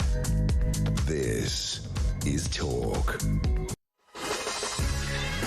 Welcome back to Morning Glory, 7:23. I'm Mike Graham with you all the way through until, of course, 10 o'clock. Julie Hartley-Brewitt will be here. Rob says, morning, Mike. Angela Rayner needs elocution lessons, and that's the truth. Absolute truth. Morning, Mike. When I was a kid, I was scared of the police in a respect way, even more so of my dad if I'd been brought home by the police. The police are rubbish today, but there's no respect for anything or anyone anymore. And Peter says, morning, Mike, you're right. We don't need an April Fool. This government are taking us for fools all the bleeding time. Let's get a voice note from Brian. Morning, Mike. Brian from Southend. That meeting that idiot Starmer had yesterday, you know, on the meeting of the unwilling or whatever it is, you know, what is the point of it and what has it achieved apart from a few free beers and a lot of grub? You know, nothing's going to get done. It's just himself trying to make himself look important, rolling up his sleeves and giving a little 10-minute speech. Absolute complete waste of time and possibly out of taxpayers' money. Absolutely right. I could not agree with you more. It is a waste of complete time. Complete performative nonsense, you know, talking about how we're going to crack down on the people smuggling gangs because not one of them will make any money from this vile trade. Oh, really? Have you ever seen any gangsters? Have you ever met any people that run human trafficking organisations or drug gangs? They don't care what politicians say. They don't care what the police do. They basically make £1 million a minute because they're very good at what they do. I'm not saying I endorse what they do, but you can't just go, well, we're going to frighten them into stopping. Really, are you? I don't think so. Let's talk to Catherine Porter, though, energy consultant, because we've got plenty to talk about. This morning, Catherine, we've sort of stumbled into a rather interesting vein of public sector nonsense, which is their sustainability statements. We've got the Fire Brigade, we've got Leicester Police, we've got the Metropolitan Police, all of whom have sustainability objectives, shall we say, which are so ludicrous and ridiculous. I don't know whether you've been listening. But it shows you just how embedded all of this net zero nonsense is in every single sort of aspect of our lives. Yeah, it is. It's insane. And you know, a couple of weeks ago, we were talking about Heathrow Airport. Heathrow's been going on about sustainability for more than a decade. Yeah. And what good has it done them when they end up having a blackout? Not very much good at all. Well, exactly. These services should be focusing on their core jobs. And yes, let's not have waste and all the rest of it. But, you know, when you try and tie everything to a climate emergency, you're really going down the wrong track. Yeah, exactly right. I mean, even the government seemingly are moving away slightly from the climate emergency because it's not quite as emergency-like as it used to be, because they're saying, well, you know, we might hit net zero some point in the future, but it might not be 2030, might be 2050. I mean, Ed Miliband's still running around like a maniac, but I mean, the government have sort of accepted, I think, haven't they, that these targets are not really going to be met. Well, I mean, they might be starting to come around to that way of thinking, but unfortunately they're still pressing ahead with a lot of very damaging policies that act in the other direction. There's a consultation ongoing at the moment about this carbon capture and storage plan, where we're going to have £22 billion of spending on something that countries around the world have spent billions on in the last couple of decades, got really nowhere. And now potentially we're going to have levies added to our bills to pay for us to try and do it. Right, exactly right. And I see they're looking at extending the subsidies for renewable generation, despite the fact that in the last couple of years we've built wind farms that spend twice as much time being paid not to generate than are paid to actually produce electricity. Well, exactly right. It's a total mess. It is a total mess. And Ed Miliband has even admitted that the public sector will be paying, basically, or the taxpayer will be paying for solar panels and wind turbines coming in from China, which may have been produced by slave labour. Yeah, I mean, it's awful. But also, just from a pure climate perspective, it makes no sense because energy in China is a lot dirtier than it is here. And then you have to ship all this stuff over. And even worse now, we have the prospect of losing our last blast furnaces and not being able to make our own steel, which has a huge security of, national security implication, as well as just being really dumb for the planet. You know, the emissions from doing that in China instead of here, are insanely higher. This is completely going in the wrong direction. Totally, yeah. And I see from your Twitter that you made a point that in February the cost of balancing the national electricity system was more than double the amount spent during the same month last year. Something more than £200 million. Tell us about that. Yeah, so these costs are managing the balance between supply and demand in real time. The electricity grid is really sensitive to that, and if you don't get that balance within a really narrow margin every single moment, then you actually run the risk of blackouts, and it's the job of the national energy system operator to do that, to make sure it's always in balance. And it has a whole bunch of tools for this, but these tools cost money, and that's what these balancing costs are. Now, you get these variations, not just from demand, where people's behaviour can be a bit difficult to predict, but because of the weather.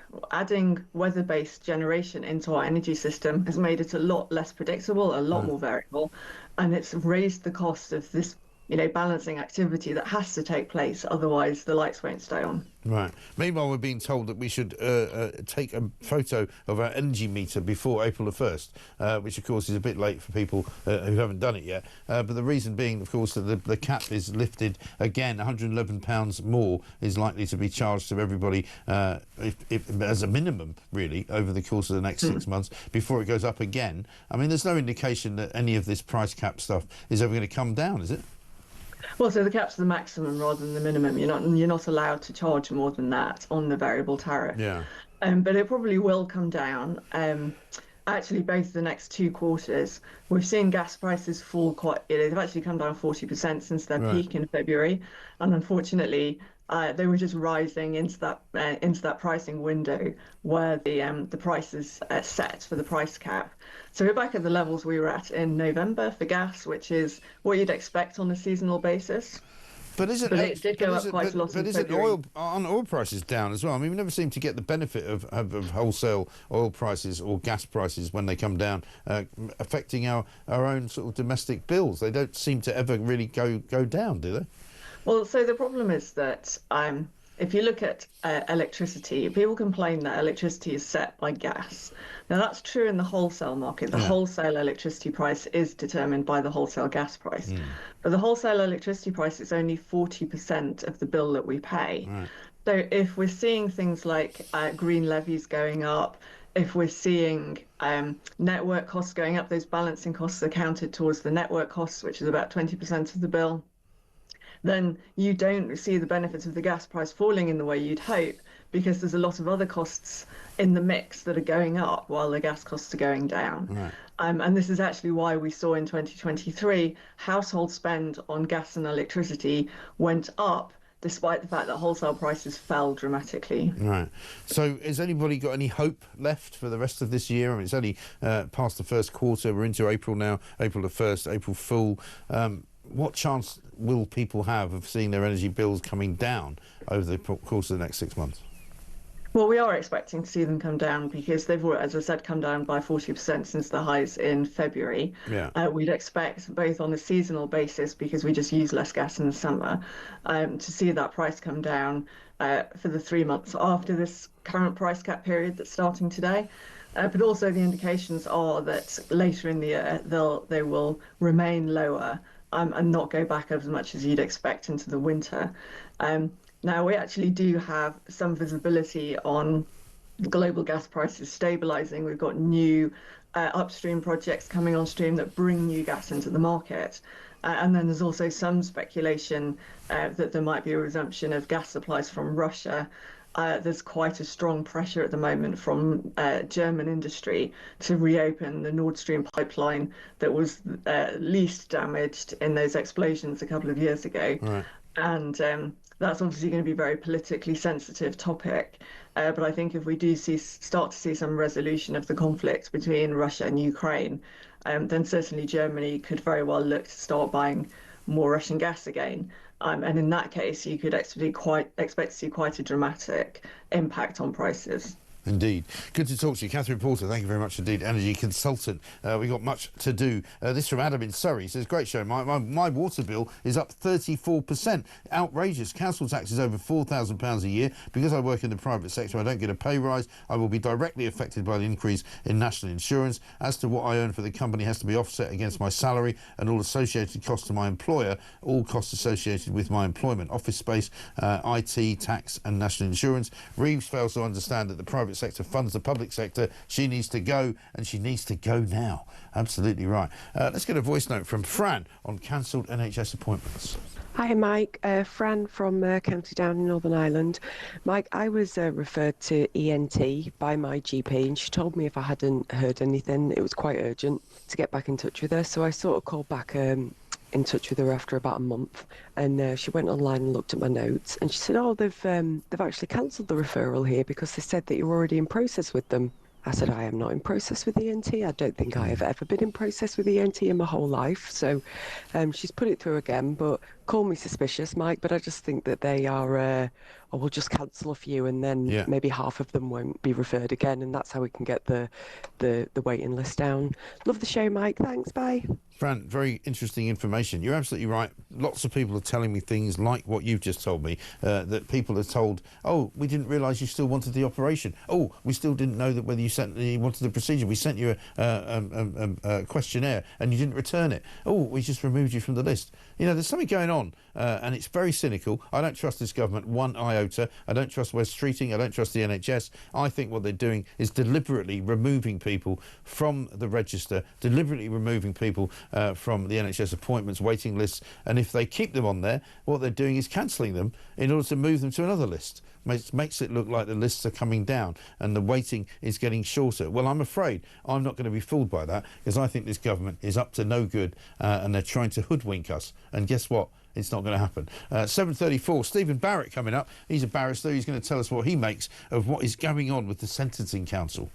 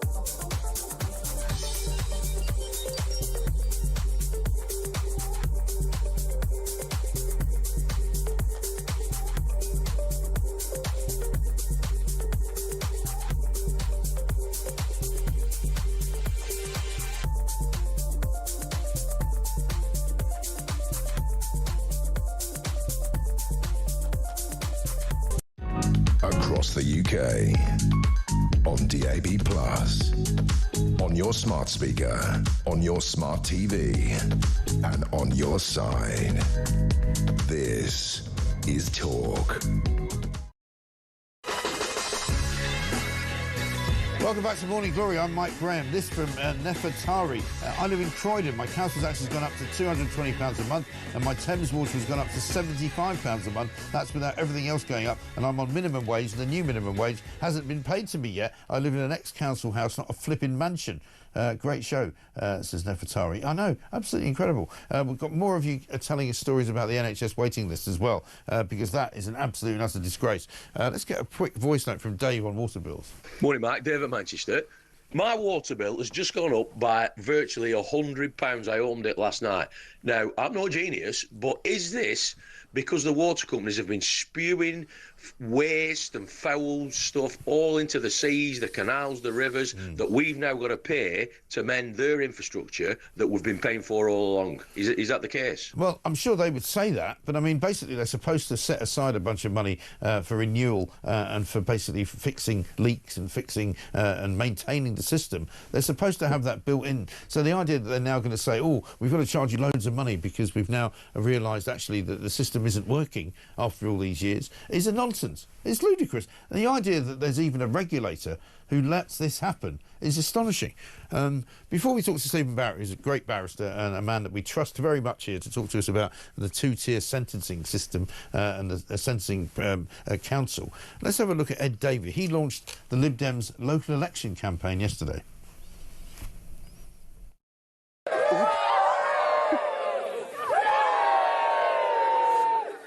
It's killing me. Woo! Woo! Oh.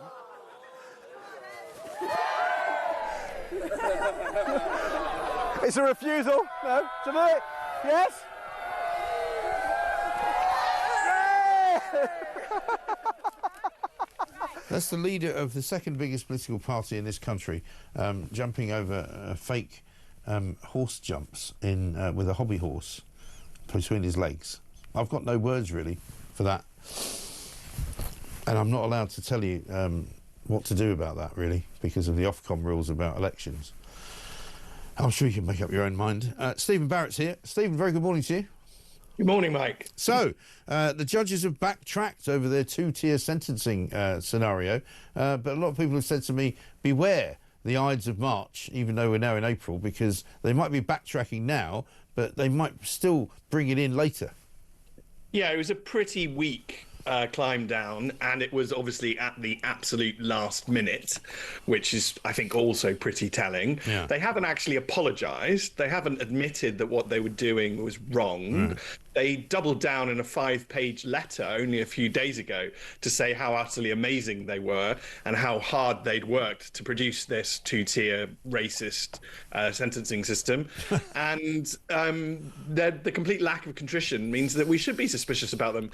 I want to say to your listeners and viewers that this is exactly the same problem as water bills. Yeah.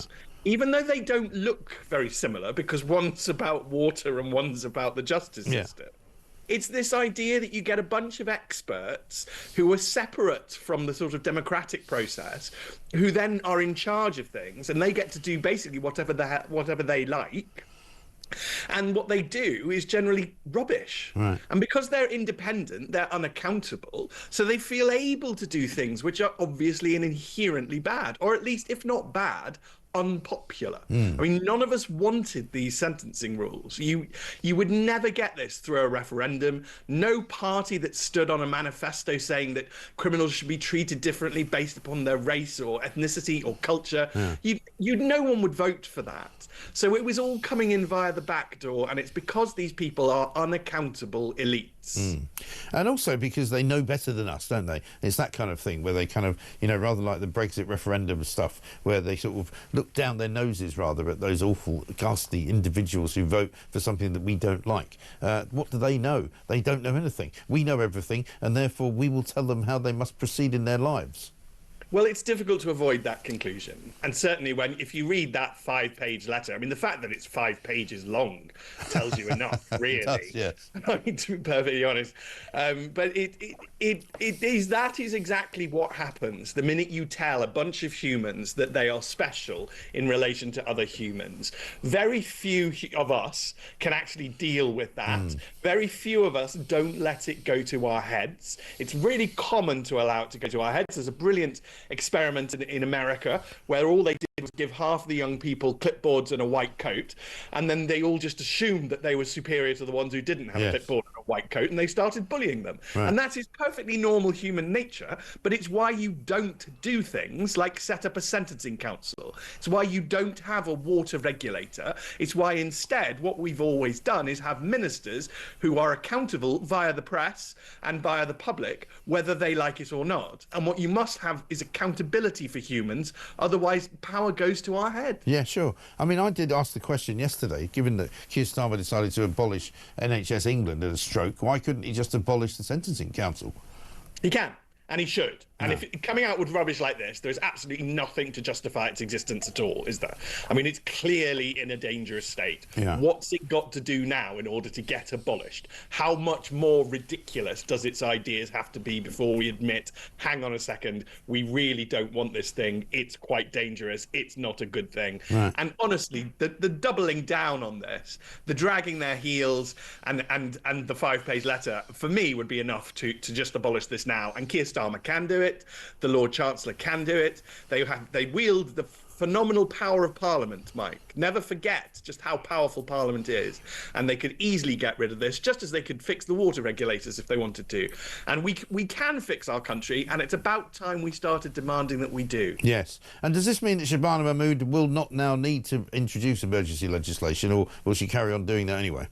Well, she says that, I mean, it's just all very muddled. What are they planning to do? If you have to introduce emergency legislation to correct this unaccountable committee, then you're admitting that the unaccountable committee is dodgy. So just get rid I'm deliberately using very simple language, Mike, because I don't think that these are complicated concepts. I don't think that this is the height of intellectualization. I think this is pretty obvious to everybody that you don't have unaccountable committees that do obviously stupid things. Get rid. Yeah, I mean, it's not rocket science, is it? I know we say that a lot, but in this case it's true. I've got a little voice note for you because Perry has asked a question specifically to you. I don't know whether you can answer it, but it's about council tax. Perry, go for it. Good morning, Mike. Just a quick question. Last week you kept playing a clip where Keir Starmer says you can rip that community tax bill up because you will not pay a penny more under Labour. I was just wondering, mine has gone up. I wondered how that would stand up in court, because I have been advised by someone who once was one of the top barristers in the land. You know, he has advised me that I can rip it up if I pay a penny more. I was just wondering how I stand. I wonder if you could help me out on this one, please, Mike. Thanks. Perry, thank you very much indeed. Stephen, difficult, I know, to answer these things on the hoof, but, I mean, he did make it clear in very many different ways and on many different occasions that Labour would freeze council tax. It would not go up. Like a lot of things that Labour promised, it's turned out to be the complete opposite of that. If somebody does withhold their council tax rise and pays the base amount from last year, what's the situation? I'm afraid that they'd be at risk of prosecution. And this is a key point that goes... I get asked this type of question an awful lot, which is that people ask, is there not something that the law can do, given that our Prime Minister says things which are basically not true? And the answer is no. And initially, that will feel quite sad. People will feel like the law should be able to do something. But if the law can do something, then it's more powerful than the Prime Minister. It's more powerful than your vote. And that would turn lawyers into tyrants. And having seen us, Mike, are there many of us that your listeners and viewers would trust? Because there's not many of us that I would trust with that type of power. So it's probably not a bad thing that we don't wield more power than the Prime Minister. But you wield power, and all voters wield power through their votes. And if the Prime Minister has said things which are not true, and they've been proven to be not true, then you must punish him with your vote and through politics. It's through politics that we run our country, not through law. And that's quite an important distinction. If you run our country through law, you will turn lawyers into tyrants. And I don't want to be one, but I think there are probably some who do. So don't offer it to them. Yes, no, I think you're absolutely not wrong about that. That's absolutely right. Thank you very much indeed. Stephen Barrett, barrister, of course, a very sensible man, a man filled with common sense, which is why we like him here at the home of common sense. And let's just remind ourselves, shall we, of what Keir Starmer did say about council tax, because on the day that you have to pay more of it, here's what he had to offer. I'm determined to put money back in the pockets of working people. And that's why a Labour government would freeze council tax this year. No ifs, no buts. Labour would freeze council tax next year. We're going to freeze council tax next year. You could rip up that council tax bill because you would not pay a penny more than you paid last year. Yes, you heard it right. Not a penny more on your council tax. None of those pledges in our manifesto requires increases in council tax. No, we're not planning to reform council tax. That is what we would do in government. What is he going to do? What a Labour government would do, and announce an immediate freeze in council tax bills. We're often asked the question, when you criticise the government, what would you do? Well, we're saying what we would do. We would freeze council tax. Years. Well, now you've got the power to freeze council tax, you haven't done it. And not only that, but Keir Starmer, the man who keeps telling us how he was the top prosecutor in the land, is actually encouraging people to rip up a council tax bill if it's got any extra money on it, which turns out to be an incitement to commit a criminal offence. I would say that is probably not the best advice that the Prime Minister or a lawyer should give you. What does that tell you about this bloke? Absolutely disgraceful. 7:48, this is Morning Glory.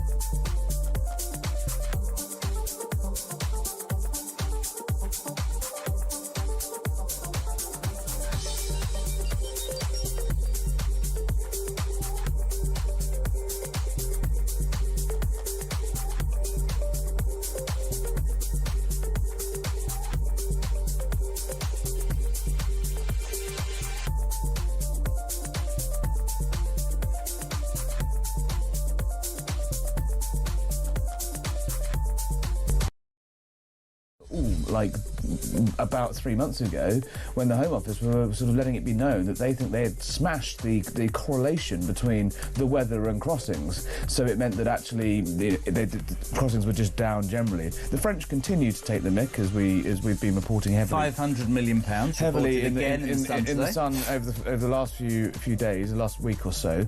You know, they're literally sort of, you know, they're counting people onto the boats, and when the boats get full enough, the police basically wave off the boat and say, "Don't worry, you'll be in England."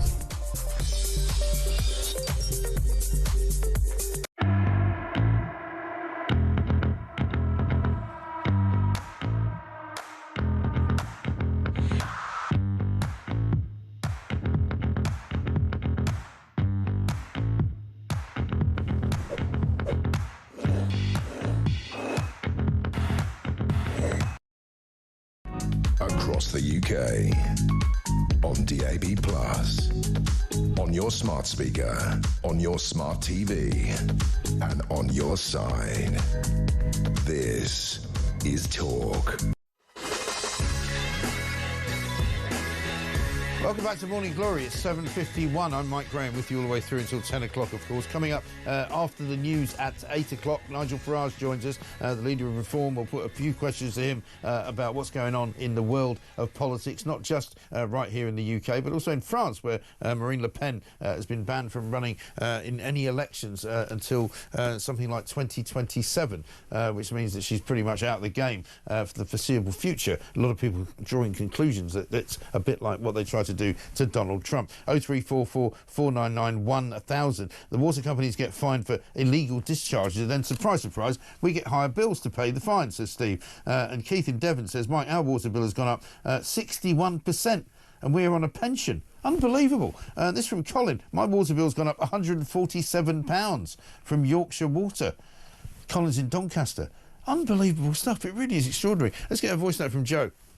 Hi Mike, it's Joe from Wigan. The bit about the council employees earning that kind of money. I remember when they always had a low salary because they had a gold-plated pension, and then all the unions kicked off and said they want it to match market rates. Well, why didn't they match the market rates for their pension package then? Cheers, Mike. Yeah, Love your show. It's a very good point. I mean, that was always the original reason why you worked for the council, because you got a decent pension and you could retire relatively early, and perks of the job were better than the actual salary. But now it goes both ways. You get a great salary and all the perks as well. Let's talk to Peter Conradi, though. You're editor for the Sunday Times. We talked already to Charles-Henri Gallois about the the Marine Le Pen story. She's vowing to fight the election ban that she got yesterday after being convicted of embezzlement. And a lot of people seem to be thinking, Peter, very good morning to you, that this will backfire massively on the sort of the establishment in France, if you like, and the Popular Front and the people who support Marine Le Pen will not be very happy about it. No, they're certainly not very happy at all about what's happened.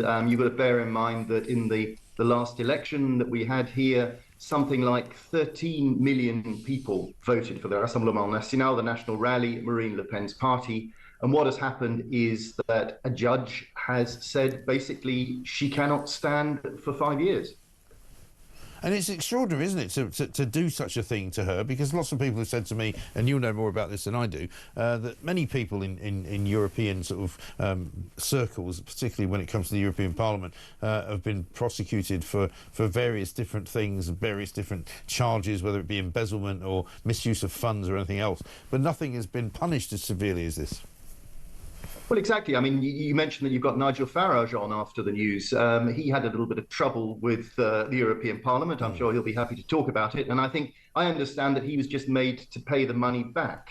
What has happened here is that Marine Le Pen and 23 other people who were members of the European Parliament at the same time have been done collectively for misappropriation of public funds. It's getting on for something like 4 million, or more than 4 million euros, so getting on for £4 million. The thing that has really upset the French, or particularly the supporters of Marine Le Pen, is not so much that she was convicted, which people were sort of expecting, but that at the same time they have imposed a ban on her from taking part in any kind of political activity, standing for political office for 5 years. What people had expected or hoped for would be, yes, she would be convicted the first time, but the thing would kind of grind its way through the legal system. Yeah. And in the meantime, she will be able to continue business as normal, become elected president in 2027, which is when the next election is, and then the whole thing would sort of go away. Because that's the thing. I mean, there is a whiff of sort of Trump about this, isn't there? You know, the way that Trump was accusing all of his accusers, if you like, of trying to stop him from running for president. And certainly the Democrats made no secret of that. They hoped that if they could, you know, bring enough lawsuits against him, and if they could be successful enough, they would prevent him from actually standing in the last election, which he ended up winning. A lot of people drawing the same comparison to the French doing this to Le Pen. Yeah, but I think there is also a subtle difference here, because I think in America it was very much driven by the Democrats. Here it seems to have been driven by the French legal system. And I mean, there's certainly suggestions that Macron and the people around Macron are not particularly happy with this, because they can see exactly that it is going to boost the party. It's going to boost Marine Le Pen's party. And even if Marine Le Pen can't stand, she has got her number two, a young man called Jordan Bardella. He's only 29, he'll be only 31 in 2027, who is just as popular as she is. Yeah. And, you know, he could well win the next presidential election if she can't stand. Yeah, exactly right. It's going to be interesting to watch. We shall see. Peter, thank you very much indeed for talking to us. Peter Conradi there, European editor of the Sunday Times. Let's go to the phones. Daniel is in Epsom, wants to talk about council tax, I think. Daniel, very good morning to you, sir. Morning, Chief. How are you? Yeah, not bad at all. But, I mean, it's awful April, isn't it? It's not going to get better for us. Well, I sent you the proof this morning on WhatsApp. I'm getting charged £349 a month in Epsom and Newell for council tax, right? Which is about, I think, about £3,500 a year. Yeah. I've got to do another £80 for the brown bin, right? I've got tax to pay. Well, on top of council tax, you got an extra 80. Yeah, that's for the brown bin, right? I've got tax to pay probably in about a month's time, which is probably going to be somewhere in the region of about 17 grand. Yeah. I've only currently got about 8. So trading conditions are being affected by this woeful government that I didn't vote for. And I'm also being made to, if me and someone of an ethnic minority background or a different culture to me commit the same crime, I'm being victimised in my own country. Yeah. I'll be sent down for longer and probably sent to a worse prison. And you won't be released on bail either, but they will. Yeah, despite the fact that I'm actually a minority in my own capital city, where I'm actually from, I'm now the minority. So really, I should get looked after more. But and the government are just sort of spending my money. They're spending tens of billions of pounds on illegal invaders that I don't want, and I don't want my money being spent on. But they're doing it, and at the same time screwing me into the ground. I mean, you know, I'm absolutely sick of it, mate. And if I had sort of an Australian or a New Zealand family, I'd be gone. I'd take my business and my 3 beautiful children. I'd sell this house and I'd leave because, unfortunately, though, I'm an Englishman who lives in England. I've got nowhere to go. Yeah. So I mean, it's a shocking indictment, isn't it, of what's going on in this government? It really is. So many people are doing what you've just said you'd like to do, and they are actually leaving. I know people that are doing it. I know people that have moved to Oz, and they'd never come back. Yeah. They'd never come back because this is just this country is just absolutely run so shambolically. This is not the country that I grew up in the early 80s, where people had a sense of common decency. People were just generally good. Yeah. You know, we've added a quarter to our population since the 90s. You know, I'm so disgusted with the country at the minute. Yeah, listen, I totally feel you. I hear your pain, Daniel. Thank you very much indeed. It is ridiculous, isn't it, what's going on? Daniel's spot on about how many people feel in this country as though the country's been stolen from them. And it's nothing to do with immigration, and it's to do with the people who have been running it. The establishment have stolen this country from the British people, and we want it back, quite frankly. Nigel Farage coming next. This is Talk.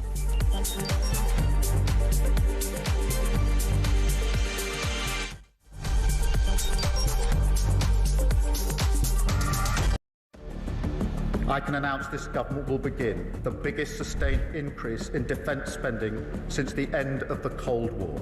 Yeah. We will deliver our commitment to spend 2.5% of GDP on defence, but we will bring it forward so we reach that level in 2027.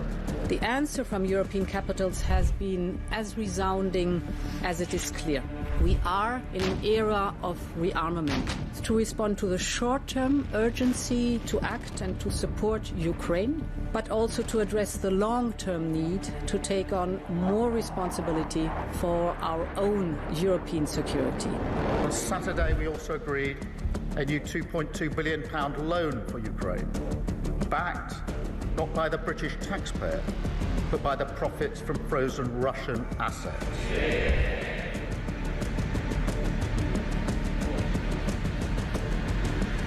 It is my pleasure to bring from His Majesty the King a letter. He sends his best wishes and his regards, of course, but he also asked me to bear this letter and bring it to you.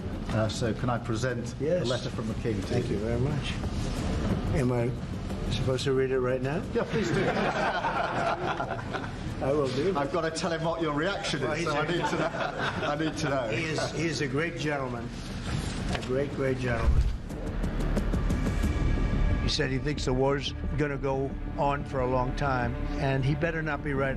Well, I just think he should be more appreciative, because this country has stuck with them through thick and thin. We've given them much more than Europe, and Europe should have given more than us, because, as you know, that's right there, that's the border. What kind of diplomacy, JD, you are speaking about? What do you mean? I'm talking about the kind of diplomacy that's going to end the destruction of your country. Yes, but if you are not Mr. President, with respect, I think it's disrespectful for you to come into the Oval Office and try to litigate this in front of the American media. You're gambling with the lives of millions of people. You're gambling with World War III. You're gambling with World War III.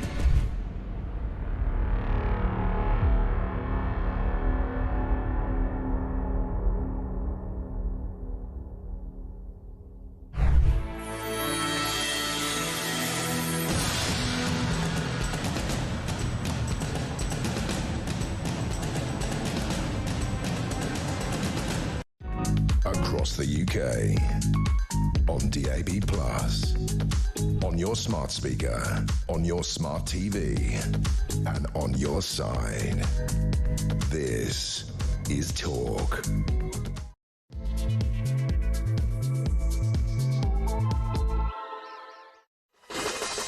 Welcome back to Morning Glory. It's coming up to 3 minutes past 8. The sun is up. It's a beautiful day. It is April Fool's Day, of course, but you're only able to make April Fools on people in the morning. You can't do it in the afternoon. We're not going to do it today because, quite frankly, the April Fool is basically being performed on all of us by this government. I just said before the news that I feel, like many of you do, that this country has been stolen from us, not by a series of wrongful manoeuvres by various governments, but by the establishment of this country. I mean, looking at what we've learned this morning from the London Fire Brigade, from the Metropolitan Police, from the Leicestershire Police, they've all got sustainability guidelines in which they say things like we must embed carbon zero principles with particular focus on net zero by 2030, waste management and behavioural change. That is the London Fire Brigade, would you believe? The Leicestershire Police have got basically all sorts of reasons why they should be convening themselves and making sure that they don't actually do anything other than plant trees. Never mind crime. They want to plant trees to make sure that everybody has a sustainable lifestyle and everybody's very, very happy about what amount of water they use. The Metropolitan Police say that they're very, very careful about the generation of carbon emissions and air quality pollutants. They're very, very sure that they must make sure their operations don't have an environmental impact. I mean, you know, how about arresting a few criminals, you complete and utter bozos? We'll be talking about that. Nigel Farage is here with us. We're going to be asking him about what went wrong with Britain and why did it go wrong and how can we actually fix it? 0344 499 1000. We'll also be talking about judges backtracking over two-tier sentencing. Is it going to be something that we can hang our hats on, or will they try and come back for more later on? Awful April is looming for an awful lot of people. Their council tax is going up. We've got council fat cats all over the place, earning well in excess of £100,000 a year. What are you getting for your council tax pay rises? Absolutely nothing at all. Incredible. We've got a Talk exclusive as well about cokehead coppers who are mad for it. Up in Manchester, there's an awful lot of police officers going to work having done what can only be described as a thin blue line of cocaine, plus drinking, turning up drunk on the job. Unbelievable stuff. Absolutely extraordinary. We'll keep talking about Prince Harry as well. He's still back in the news. And also, Marine Le Pen, what's going on there in France? Is it lawfare? Is it similar to what they tried to do to Donald Trump? And migrants on the front page of The Sun taking us for fools, basically, sending videos back to their friends in far-flung countries to say, this is brilliant. They're giving us free rooms, they're giving us free food, they're giving us free hotels. You know, bring it on, come to Britain and take the mickey out of everybody here who pays tax. It's 5 minutes past 8. Morning Glory, let's get it on.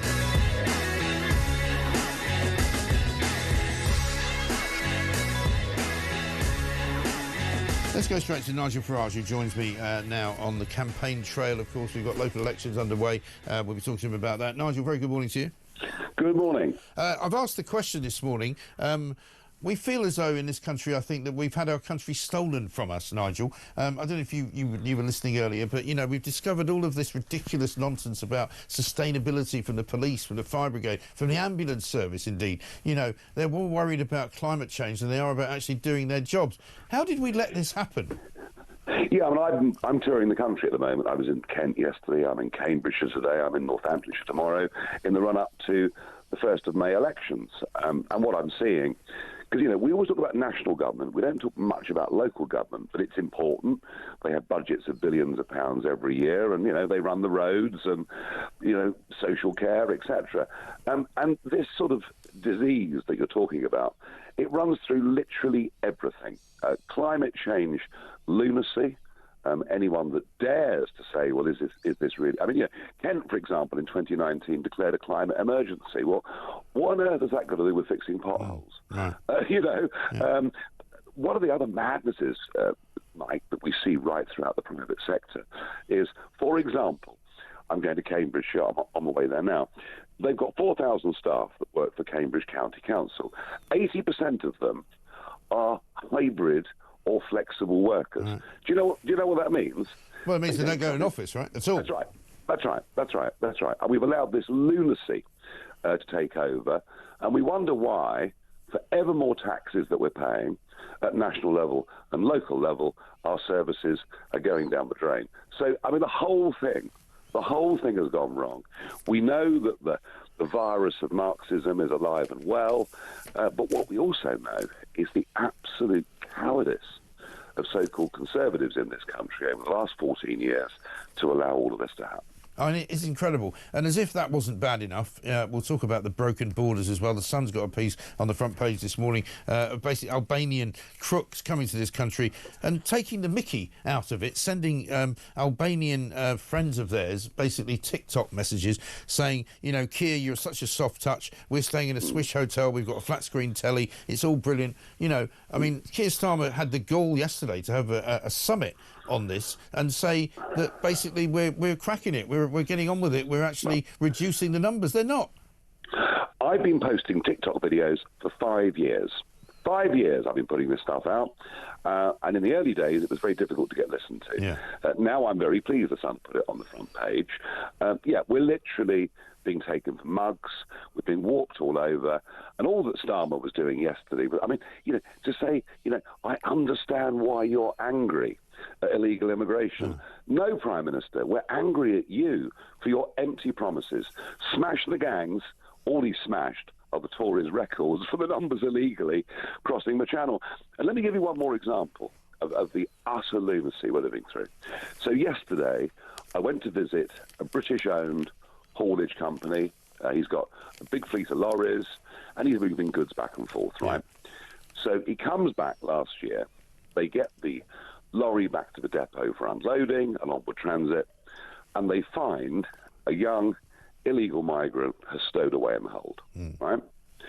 They do the right thing. They call the police come, arrest the guy for, you know, entering the country illegally. And guess what? The haulier, having done his job, got fined £10,000. Unbelievable. 10,000. He should have got a reward. Yeah, exactly. So this is the thing. I mean, and how is it, people have asked this question before, how is it that hauliers get fined, but then when RNLI or the Border Force bring people to Dover, which they do on a daily basis, and they're probably doing even as we speak, you know, they get sort of applause?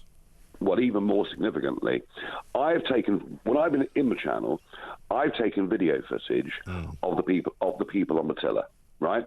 Those that are guiding the boats. Yeah. We were promised that those that guide the boats over would get special treatment, would be prosecuted and imprisoned to stop other people doing it.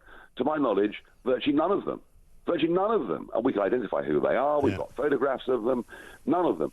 So, I mean, none of this is serious. And all that Starmer was doing yesterday was giving another 33 million quid to overseas organisations. There is about as much chance on the current course of smashing the gangs as there is of stopping the illegal drugs trade, which, by the way, no one even talks about in government. No one even talks about it. They've given up on that years and years ago. The only way you stop it, and we've got the model, Tony Abbott, the Australian Prime Minister, did it in 2012, you make it very clear that nobody that comes by boat will ever be allowed to stay, will ever get permanent leave to remain, will ever be allowed to qualify as a refugee. And you do what David Blunkett used to do 20 years ago. You simply deport. And if you deport people who come, well, you know what?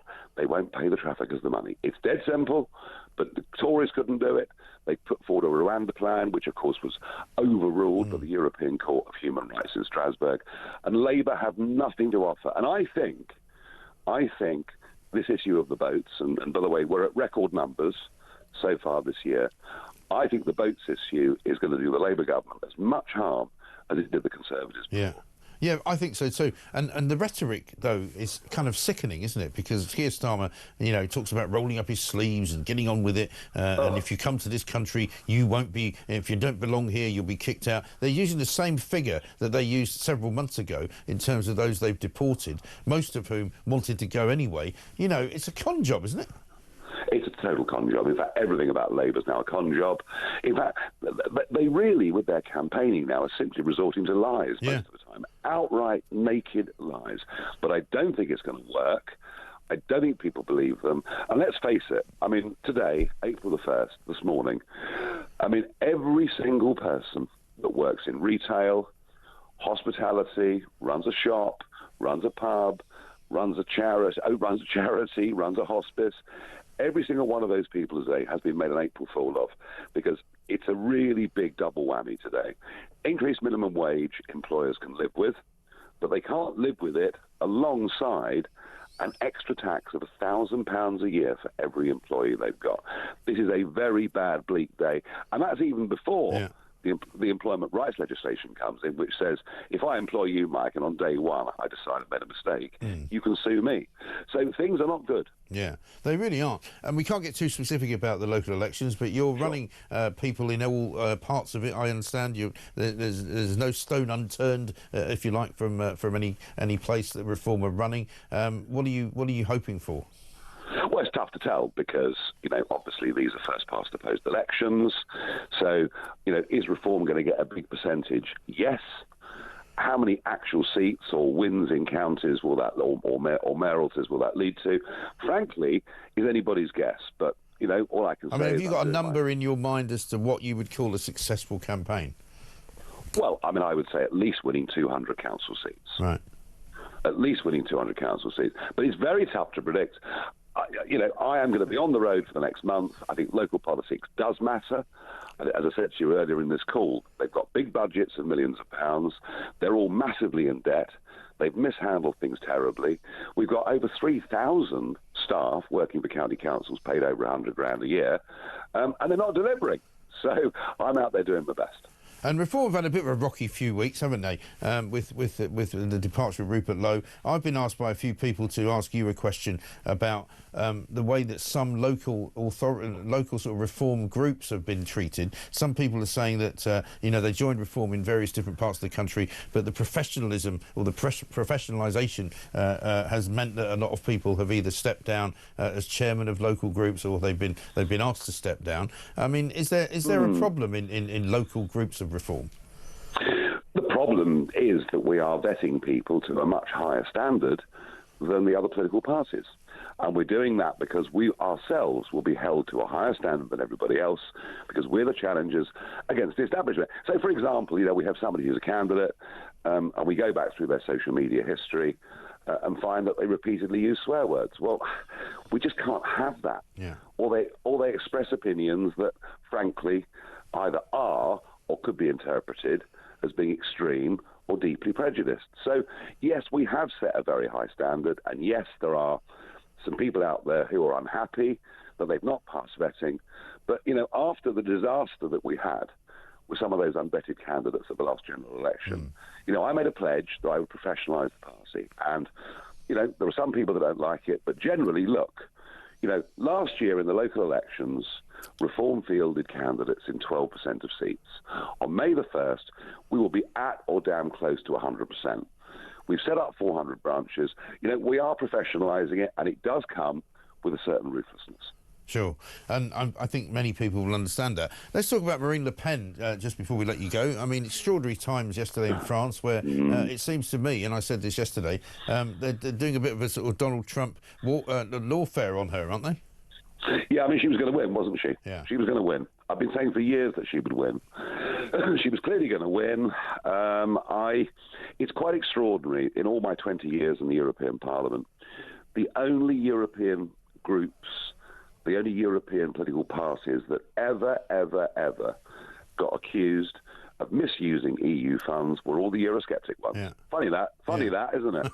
Funny that. Yeah. You know, they came after me.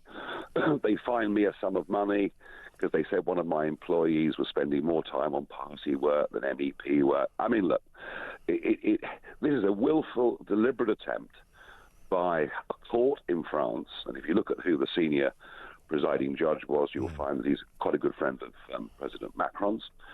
It's just outrageous. I mean, she clearly has an appeals process, and let's see where this goes. But yeah, it is overtly political in every way. And you interviewed her in 2017. We were just showing some pictures of that interview itself. And even Macron is saying, you know, this is going to backfire. This is going to make the people who vote for the party that she represents actually more convinced that they want them in power. Yeah, I mean, she does have a suitable successor in the shape of Jordan Bardella, who, you know, is a very, very decent politician. And look, you know, to be fair to Marine Le Pen, you know, okay, the Le Pen surname sort of rings a few alarm bells, although quite why the daughter should pay for the sins of the father, I'm not sure. But she has cleaned the party up. You know, she has got rid of the extreme elements. She has made it electable. And this is her reward. Yeah, exactly right. One final one. Britain's tariff deal, according to the Daily Telegraph this morning, may in fact redound on whether or not free speech is practiced in this country. I mean, the more that you look around the nation and see what happened in Hertfordshire and see what's happening in all sorts of different areas of policing, you know, J.D. Vance was right, wasn't he? All I want to say is this is a tremendous wasted opportunity. We had a free trade deal with America on the table in 2017. Trump wanted to do a deal with us. He told me that himself. But of course, under the Conservatives, despite the Brexit vote, it took us years and years and years to leave the European Union. We missed the opportunity, and I'm afraid these tariffs are going to hurt. So I'm very unhappy at this squandered opportunity. Quite what the extent, and Marco Rubio as well, of course, is being quoted in this, quite what the extent of, unless you have free speech, you can't have free trade is. I don't think any of us quite know what's going on right now behind the scenes, but I think we've really rather blown it with America, I'm afraid. I do think, if these tariffs are slapped on with everybody, I do think we have an opportunity to be the first country to get out of them, for the obvious reasons that our trade with America is roughly in balance. And, hey, you know what? They are the biggest foreign investor in Britain, and we're the biggest foreign investor in America. So we've got lots of mutual interest. It's bad news, but we can get out of it. Nigel Farage, thank you very much indeed. Nigel Farage MP, the Leader of Reform, talking about a great many things. Let's have a listen to what Angela Rayner has got to say. She's also, of course, organising the Labour Party local election campaign.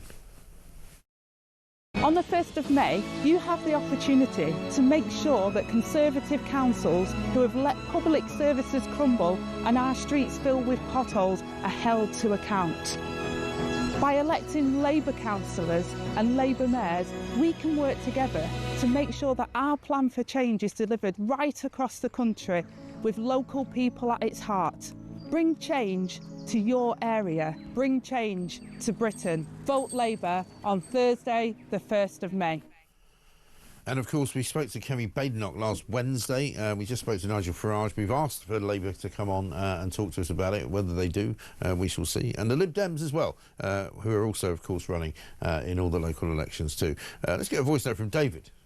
My water bill with Thames Water has gone up by over £200 per year, which is 43%. It appears I'm paying to pay off the debts of Thames Water. It's absolutely outrageous. Thanks, Mike. It is extraordinary, isn't it? The amount of money that water companies are sucking out of your bank account is quite extraordinary. And also, we're not going to talk about just the water bills and the electricity bills and the council tax bills. We're also talking as well this week and all of this week about the NHS and exactly what they're up to in government by telling us that the NHS waiting lists are coming down. This from Peter in Suffolk. Morning, Mike. My wife got a hospital appointment for 12:15 a.m. Yes, a.m. When she read it, it said, this isn't a real appointment. It was just an administrative action to get you in the system. Really? I'd love to see that. If you can send that to us, I would really like to see that. And Ray in Liverpool says, morning, Mike. I was diagnosed as having type 2 diabetes in January by the practice nurse. I haven't actually seen my GP for years, and yet each time I attend the surgery, the waiting room is empty. It's very weird, isn't it? It's almost like there's this kind of shibboleth, this entire kind of organisation that doesn't really work, that doesn't really do what it says on the tin. But in fact, parts of it are not even actually even there. Is there a phantom NHS working behind the scenes of the actual real NHS? Bits of it are working, a quarter of it maybe, but 3/4 of it is doing absolutely bugger all. It's 21 minutes past 8.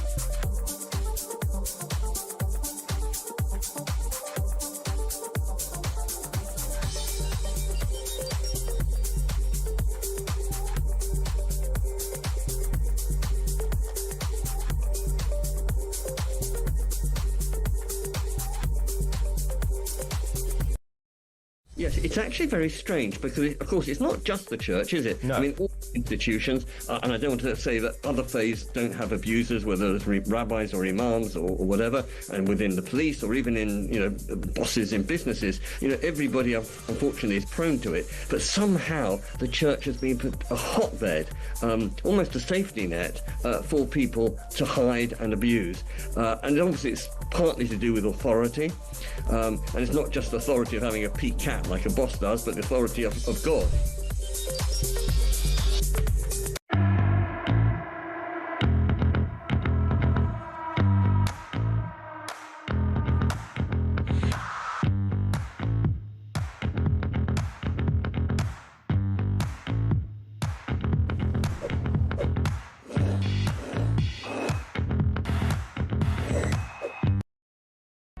Across the UK, on DAB+, on your smart speaker, on your smart TV, and on your side. This is Talk. Welcome back to Morning Glory. It's 8:24. I'm Mike Graham with you all the way through until 10 o'clock. Of course, we're about to be joined by John O'Connell from the Taxpayers Alliance to talk about fat cats in the council, because some of you are telling me about the council tax rises that you're having to put up with just this morning. Shazzy says, Mike, my council tax bills have gone from £200 to £249 a month. Myself and my husband both work full-time in good jobs. I don't know how the hell we're going to find this extra 50 quid. All we seem to be doing is cutting back and rowing over bills. This is sending people over the edge. And one from Nick in Kent says, morning Mike, South East Water has taken £99 out of my bank account this morning. Usual direct debit was £37. I live on my own, so how will I use £100 worth of water every month? That has more than wiped out my pay rise, which I don't get until the end of this month. And that's before the increase in my other bills, so I'm now worse off. Absolutely incredible. Let's get a voice note from Darren on GP appointments. Good morning, Mike. It's Darren from Carmarthenshire. Hope you're well. Just on the subject of the NHS, Mike, if I phone the NHS surgery, my doctor's surgery, Mike, of a morning, I get greeted with a Welsh speaker on the automated line, which runs on for about 10 minutes.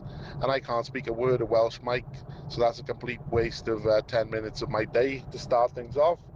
And then I finally get the English alternative, the English equivalent, and funny enough, option 2 is if you're suffering from severe bleeding, Mike. So hopefully I haven't bled out by the time I come to that option, and I can actually get through to speak to someone, but I'm not going to hold my breath. Have a good day, Mike. Oh, for goodness sake. I mean, absolutely ridiculous. Absolutely unbelievable. 8:26. Let's talk to William Yarwood, who's Taxpayers Alliance Media Campaign Manager. William, very good to see you. Good to see you, Mike. How are you, mate? Very well indeed. We saw each other just not that long ago, yeah, actually, a few weeks ago. Guinnesses in the a few pints in the pub, absolutely right. You've done a great story this morning. It's actually John O'Connell's piece that's in the it's in the Sun, page 10. How much is your council tax going up this week? Because you've discovered that 3,906 council bosses receive more than £100,000 in remuneration. Yeah. And the cost of running councils is just getting bigger and bigger and bigger. Yeah, and that's 26% more than the previous year, by the way, Mike. Right. And this is all the while council tax goes up across England. I mean, I think the average bandy household is going to be facing about a 5-point percentage rise in their council tax. Yeah. But as you know, there are places around the country that are getting way, way more than that. Yeah. I mean, we were in Windsor and Maidenhead very recently campaigning against, they wanted to raise it by 25%, which is an absolutely insane number. I mean, granted, Rayner said they could only have it by 8%, but that's still 8% more than they would otherwise be paying. And when I think about what are local people getting, are they getting potholes fixed? Are they getting their bins collected? Right. No, they're paying more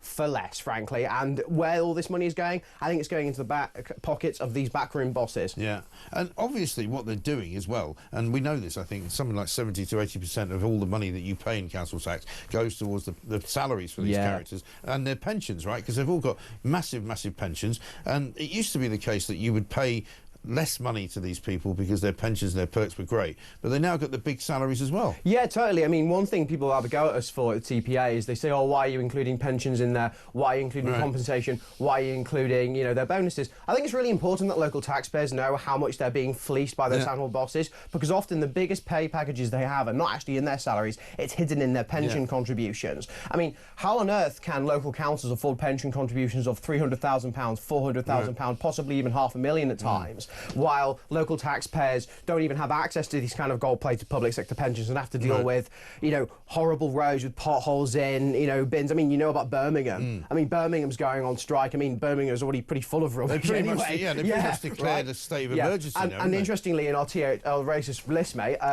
Birmingham didn't give us their accounts. Right. So what are they hiding? Oh, really? Well, they're hiding, yeah. They're one of the councils that haven't given us their accounts, and they're one of the councils that went bankrupt as well. So I'd love to know what they're hiding. But yeah, the figures are quite astonishing. I mean, like, if you want to talk about just salary just for a moment, there are 238 council employees on more than Keir Starmer. I know. That is completely not crazy. Here's the sort of the top 5 roll of shame, if you like. Anne-Marie O'Donnell, Chief Exec Glasgow, 567,000. Chris Mills, Strategic Director, Castle Point, Essex, 565. Undisclosed Social Care, Brighton, 456. Amanda Skeet, Deputy Chief in Basildon in Essex, 379,000. Caroline Lacey, Chief Exec, East Riding of Yorkshire, 347,000. Nice work if you can get it. Yeah, it totally is. What do they do, these chief executives? Yeah, that's the thing. So one of the arguments made to me is that oh, we need to pay these council bosses and we need to pay MPs and public servants more so that people can get, these high-quality people can be attracted to these jobs. Well, where are all the high-quality people if these councils are run into the ground? Maybe you talk about Parliament more specifically, MPs are getting a 2.8% pay rise. Is the country run better? Obviously not. Do they deserve the pay rise? No. So, why on earth should local taxpayers have to cough up, hundreds of thousands of pounds in council tax in order so that a council boss can sit on a pretty pension, all the while their bins aren't collected, their potholes aren't fixed in, and actually in reality they're getting less for paying more, and that sums up modern Britain, doesn't it? It you really pay does. more tax, you get less. You get less. And also, all of these companies, councils rather, that are going bankrupt and losing money and unable to manage their own budgets, they don't seem to ever get rid of anyone. No. I mean, they never have a sort of paring back of public employees, do they? And that's our argument, Mike, basically. It's like, instead of cutting down on frontline services, how about some of these council bosses look themselves in the mirror and realise that actually where all the money's going is to them, and actually they're not a good use of taxpayers' cash, and maybe some of them should actually quit their jobs if they actually knew what was good for taxpayers, or at least not take insane bonuses, not take insane salaries, not take insane pension contributions like I mentioned earlier, and put local taxpayers first. But yeah, it's good work if you can get it. And I mean, we do this paper every single year, and we cause a sting with it every single year, and yet every time we do a paper like this, it gets worse. So it's like they still think they can get away with it. So I think there's some room for central government to get involved there and say, oi, you're not going to have pension contributions totaling more than like the average, someone beyond their wildest dreams could have in the private sector. You're not going to have salaries for over 150k or get paid more than the Prime Minister when your council's in a state and you can't even collect bins properly. I think there needs to be a bit of more bullishness from central government in order to get involved, but I don't think we're going to see that, do you, Mike? I don't think we are, no. The other thing that seems to pop up every now and again is the fact that they now have so many people working from home in blended working situations that they're actually, some of them, thinking of selling off council property. Now, it seems to me that if that's council property that they sell, that they then, feed the money back into their system, surely that's our money, isn't it? Because if we own a council building, then it belongs to the public, doesn't it? Yeah, totally. They should knock it off the council tax if they sell it. Yeah, totally, but they won't. Obviously, and also when you talk about working from home, what about working from abroad? Loads of council staff work from abroad. They go to the beach, they sip margaritas on the beach, all the while enjoying these pension contributions, these salaries, these bonuses, while ordinary taxpayers get fleeced. And quite frankly, Mike,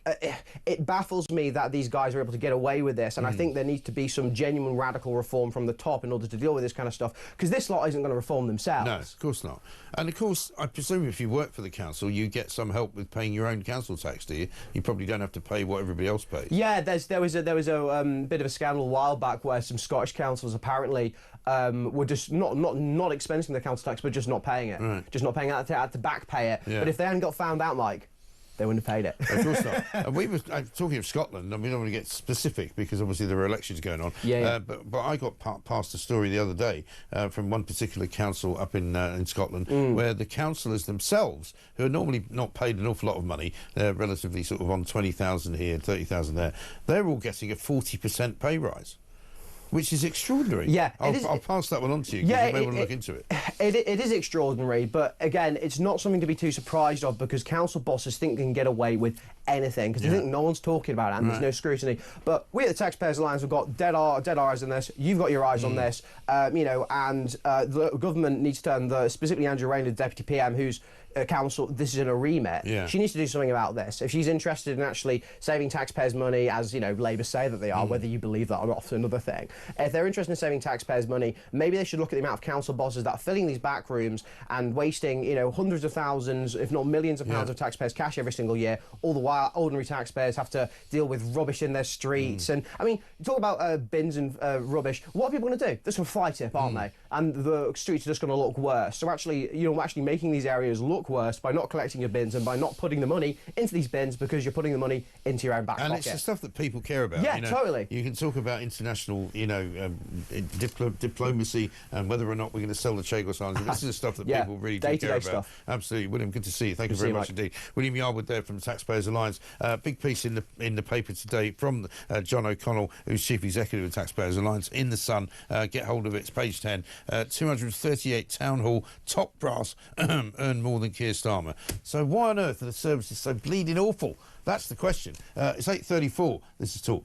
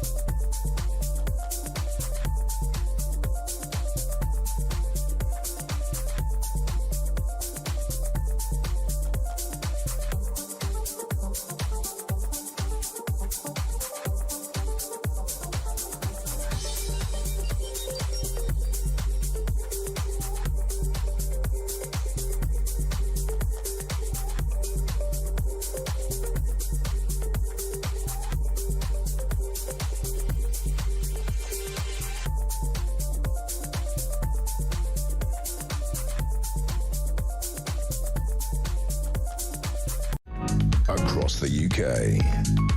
On DAB+, on your smart speaker, on your smart TV, and on your side. This is Talk.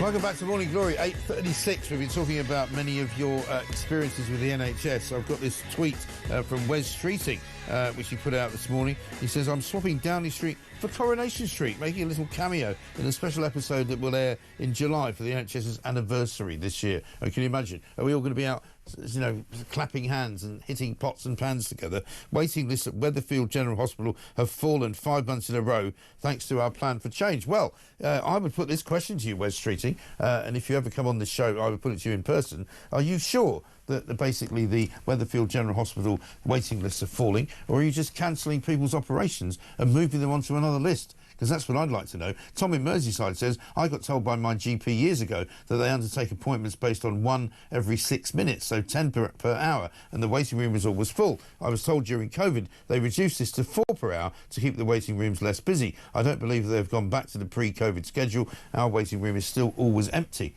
I think a lot of people tell me that as well. We'll come back to that, of course. Let's talk about private schools, because Sarah Matthews is here, the head of Truro High School. It's a high school for girls, a private day and boarding school in Cornwall, because the story today is that private schools in England have lost their charitable rate relief. They've already been hammered by having VAT added onto the price, which has meant that an awful lot of parents have moved their children out of private school into the state sector, where there isn't really any room for them. Let's find out what's going on. Sarah, very good morning to you. Good morning. Thanks very much for joining us. What does this mean when you lose your charitable rate relief? Is this something else on top of the VAT? Yeah, absolutely. And that's not where it ends for the independent sector at the moment. Actually, we've had quite a number of hits financially this year alone. So there's lots of business rates relief, which means that we'll have to pay more money there. There's the VAT, which has been added to fees.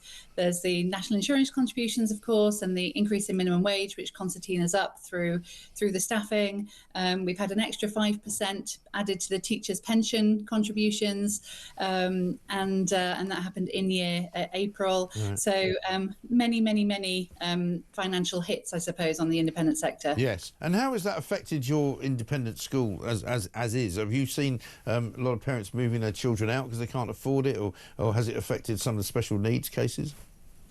Yeah, so for us, we have a very strong family atmosphere at school. The girls are extremely happy. The parents are delighted with what we offer.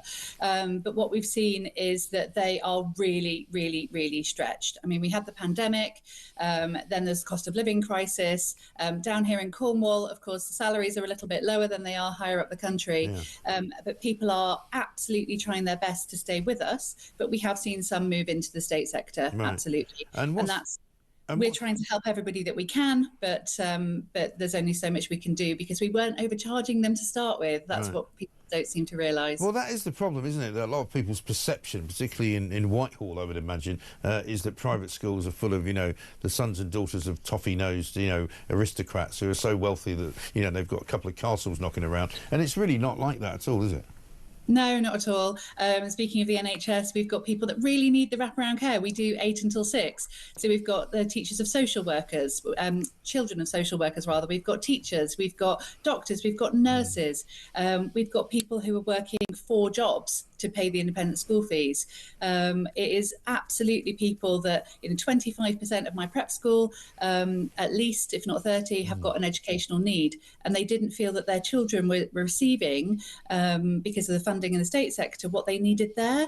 So they are asking grandparents to help. They're releasing equity.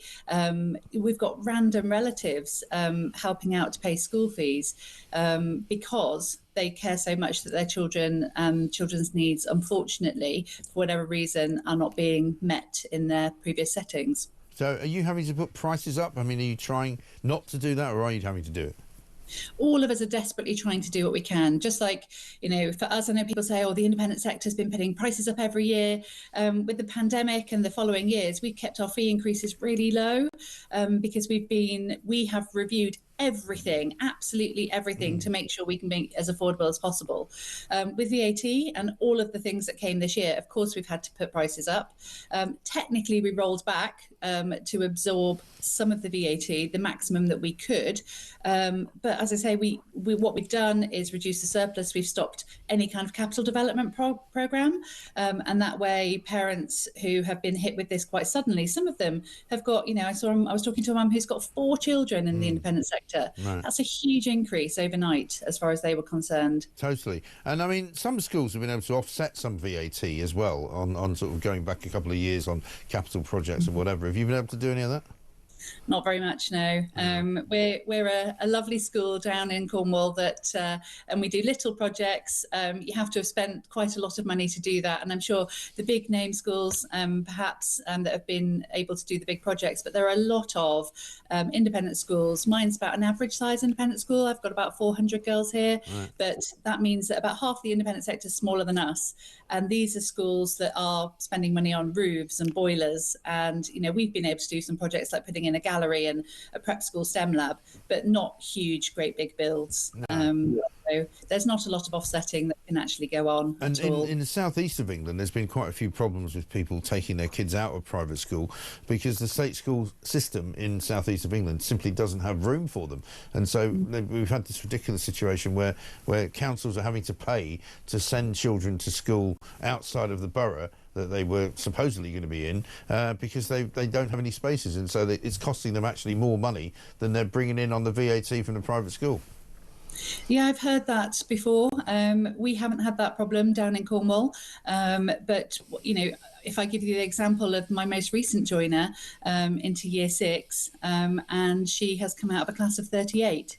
Now, no child, in my opinion, should be in a class of 38. We should be funding the state sector properly to meet the needs of these children so they're seen and they're visible and they can get the support that they need. The number of children that we welcome who have not been visible because of the class sizes. And let's not forget these parents who are paying independent school fees are also paying their tax usually. So they're paying for a state school place already that they're not taking. I'm a mum with 2 children in the independent sector.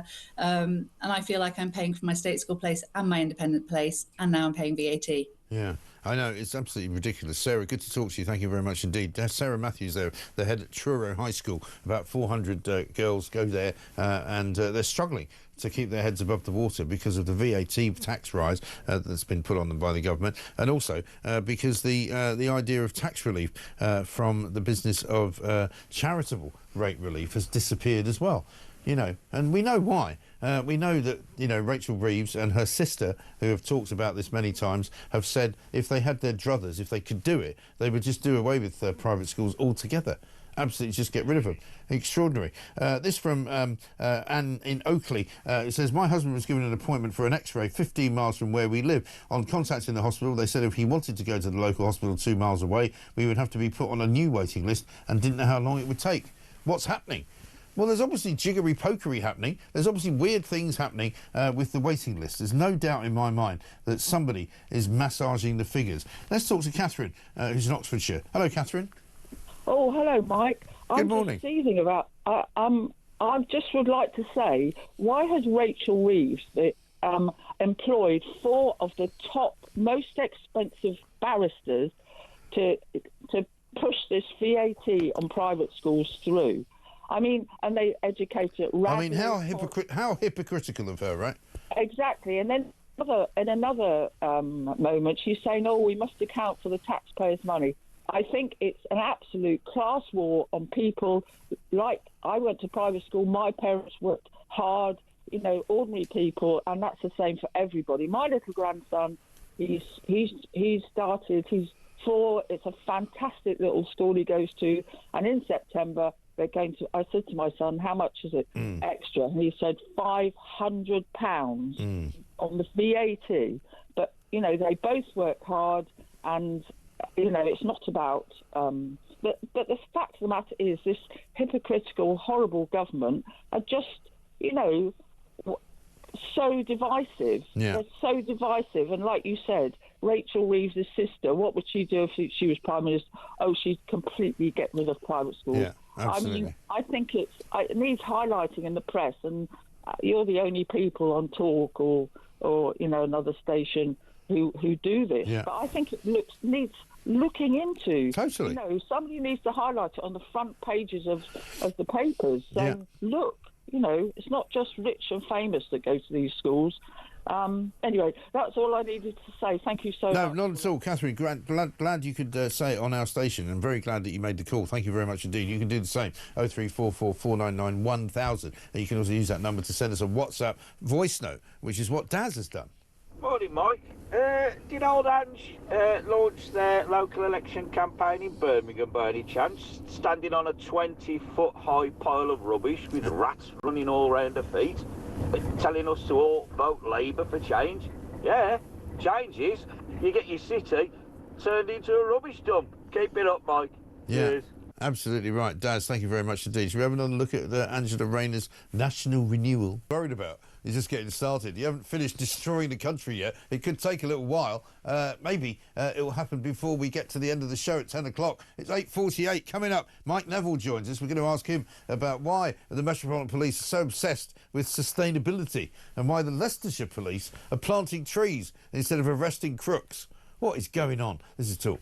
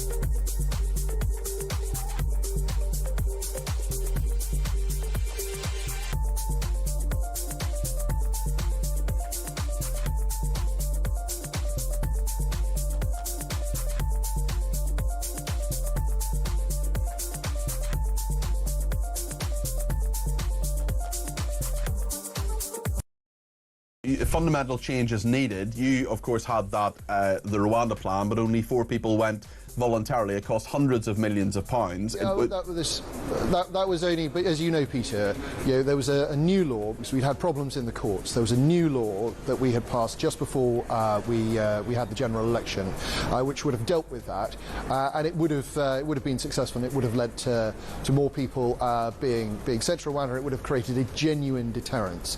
That deterrent isn't there now, and we're seeing the consequences of it with increased channel crossings.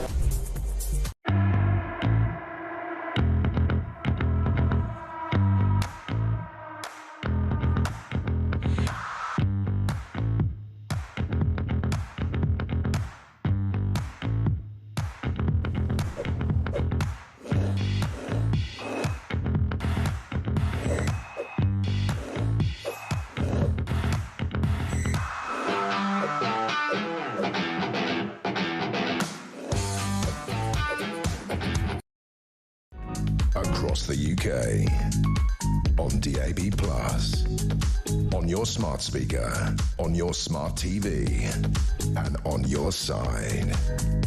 This is Talk.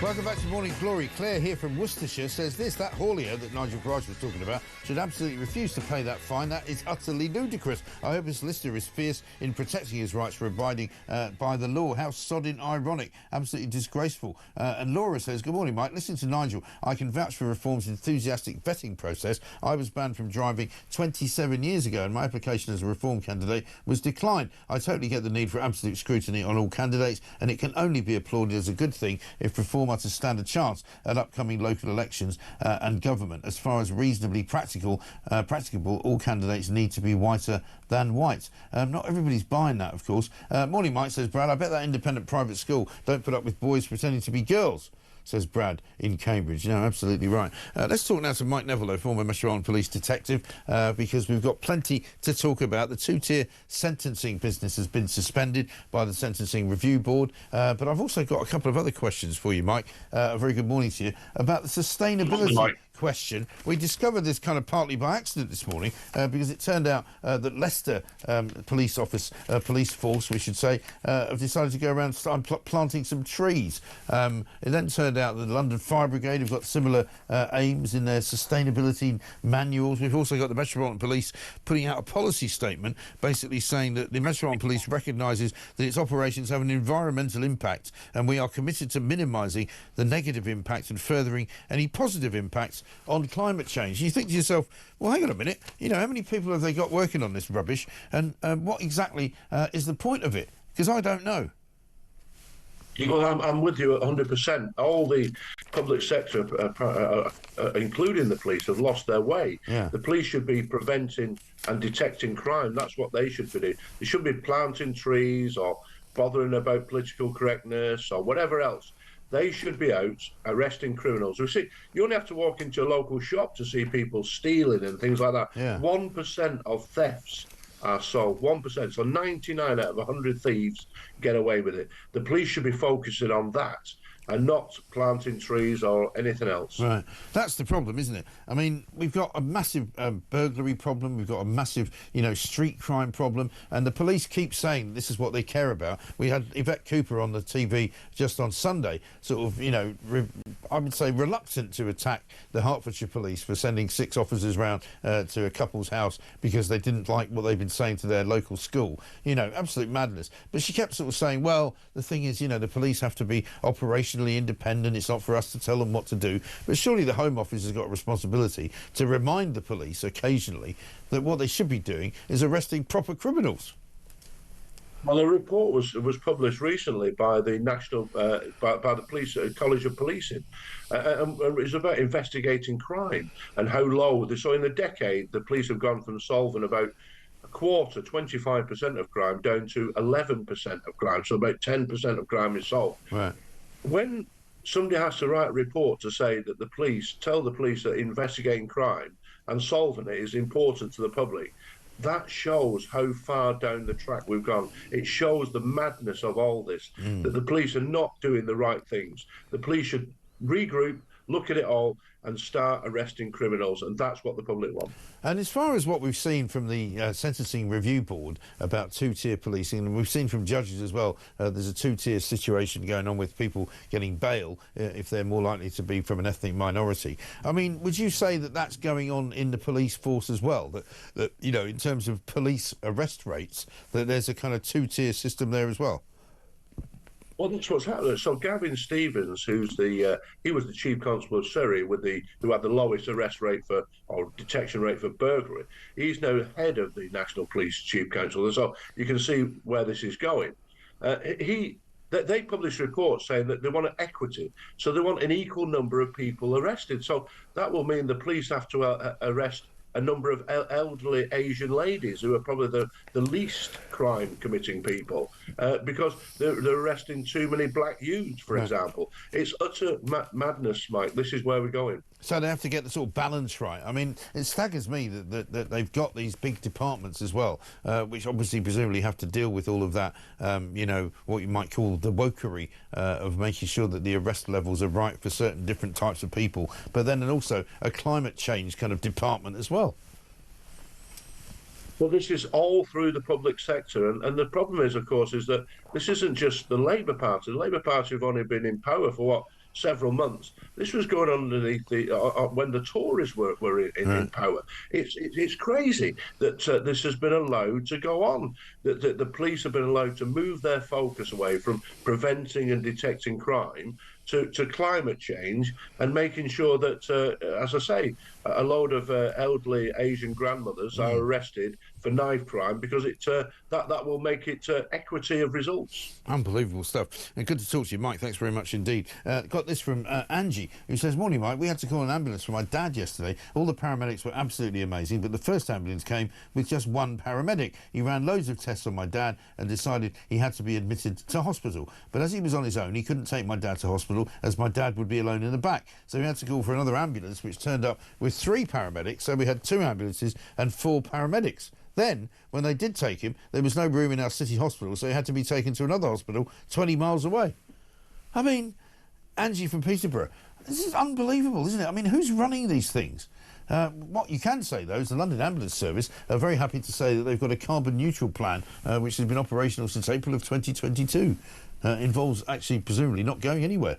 "After a rise in my council tax," says Philippa in Bucks, "I've written a pretty feisty email quoting the pledge from Mr Starmer that taxes would be frozen. I've made it clear that due to his promise and the current mediocre state of our local services, I don't intend to pay a penny more." Very good. I'll have to wait at least 2 weeks for a response. This is not an April Fool. Well, you probably will. But as we got advice from Stephen Barrett earlier on, who's a barrister, he basically said, unfortunately, you will probably lay yourself open to prosecution if you do that, because unfortunately, because the government has the ability, and so does local government, to charge you and tax you for all the things that you do, if they put your council tax up, you're pretty much forced to pay it. You don't really have a choice. Let's get a voice note from Jane. Morning, Mike. It's Jane Dagenham here. With all this incompetence and all the horror stories we hear every day about everything that's going wrong in this country and just the absolute state of this country, my question is to you, your guests and your listeners is, can we fix this? Can it ever be put right?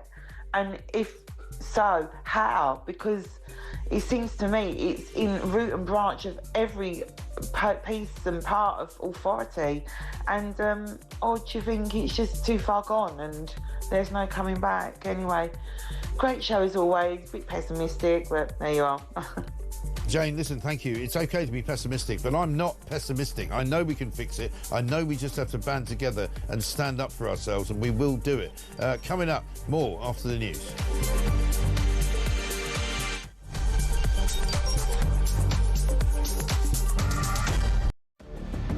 I can announce this government will begin the biggest sustained increase in defence spending since the end of the Cold War. We will deliver our commitment to spend 2.5% of GDP on defence, but we will bring it forward so that we reach that level in 2027. The answer from European capitals has been as resounding as it is clear. We are in an era of rearmament to respond to the short-term urgency to act and to support Ukraine, but also to address the long-term need to take on more responsibility for our own European security. On Saturday, we also agreed a new £2.2 billion loan for Ukraine, backed not by the British taxpayer, but by the profits from frozen Russian assets.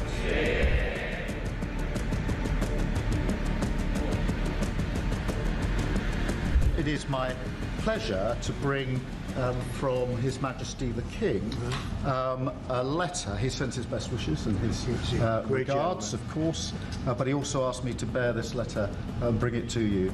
So can I present the letter from the King to you? Thank you very much. Am I supposed to read it right now? Yeah, please do. I will do. I've got to tell him what your reaction is, so I need to know. I need to know. He is a great gentleman. A great, great gentleman. He said he thinks the war's going to go on for a long time, and he better not be right. Well, I just think he should be more appreciative, because this country has stuck with them through thick and thin. We've given them much more than Europe, and Europe should have given more than us, because as you know, that's right there, that's the border. What kind of diplomacy, JD, you are speaking about? What do you mean? I'm talking about the kind of diplomacy that's going to end the destruction of your country. Yes, but if you are not Mr. President, with respect, I think it's disrespectful for you to come into the Oval Office and try to litigate this in front of the American media. You're gambling with the lives of millions of people. You're gambling with World War III. You're gambling with World War III.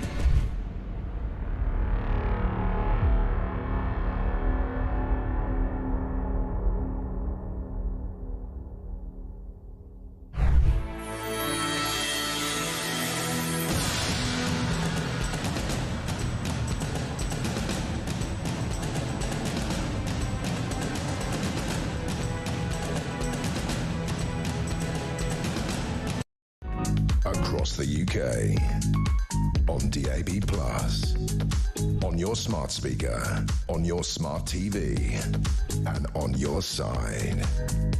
This is Talk.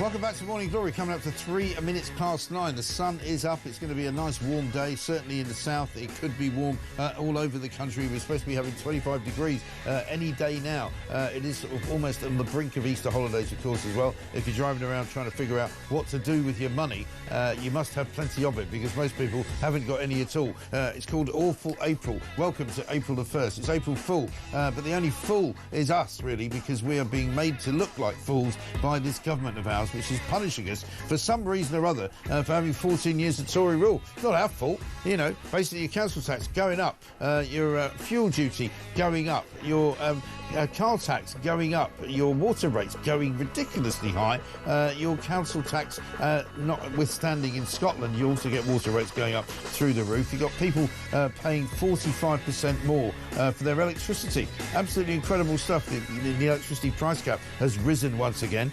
Basically, we're being told that everything that you pay for is going to get more expensive over the coming months, because the national insurance hike is going to kick in as well, and that is going to mean that people who make things that you want to buy are also going to charge more money. So it is a recipe for complete and utter disaster. We've been talking about a great many things throughout the course of the show today. We're going to talk to Andrew Griffith MP, who's the Shadow Business Secretary. We're going to talk about Prince Harry coming up a bit later on, and with Nadine Dorries, she's going to be here. Also, we're going to be talking about global stock markets tumbling in the wake of what Donald Trump is doing with his tariffs. We've got cokehead coppers mad for it up in Manchester. You've got more police in Manchester than in any other part of the country who seem to be going to work coked up and drunk. Which is not a great look, really, is it? Meanwhile, we've also got council fat cats raking in over £100,000 in payments. We've got a great piece in The Sun today, which basically says that the council tax rise is paying for record amounts of money being given to the people that run our councils. I'm not talking about the councillors. I'm talking about the people who are the sort of executives, civil servants running all of those things. Here's what you've been saying throughout the course of the morning. Morning, Mike. Dave at Manchester. My water bill has just gone up by virtually £100. I owned it last night. My water bill with Thames Water has gone up by over £200 per year, which is 43%. If I phone the NHS surgery, my doctor's surgery, Mike, I get greeted with a Welsh speaker on the automated line, which runs on and on for about 10 minutes. And I can't speak a word of Welsh, Mike. Good morning, Mike. I'm glad that Gary Glitter is facing financial ruin. Yeah, that's another story. Gary Glitter on the front page of the Daily Mirror being taken to the cleaners by one of his victims. Looks like he's going to end up dying a very poor man indeed, which is no bad thing. 3,906 council bosses receive more than £100,000 in pay. Absolutely and utterly ridiculous. It's 5 minutes past 9. This is Morning Glory. Let's get it on.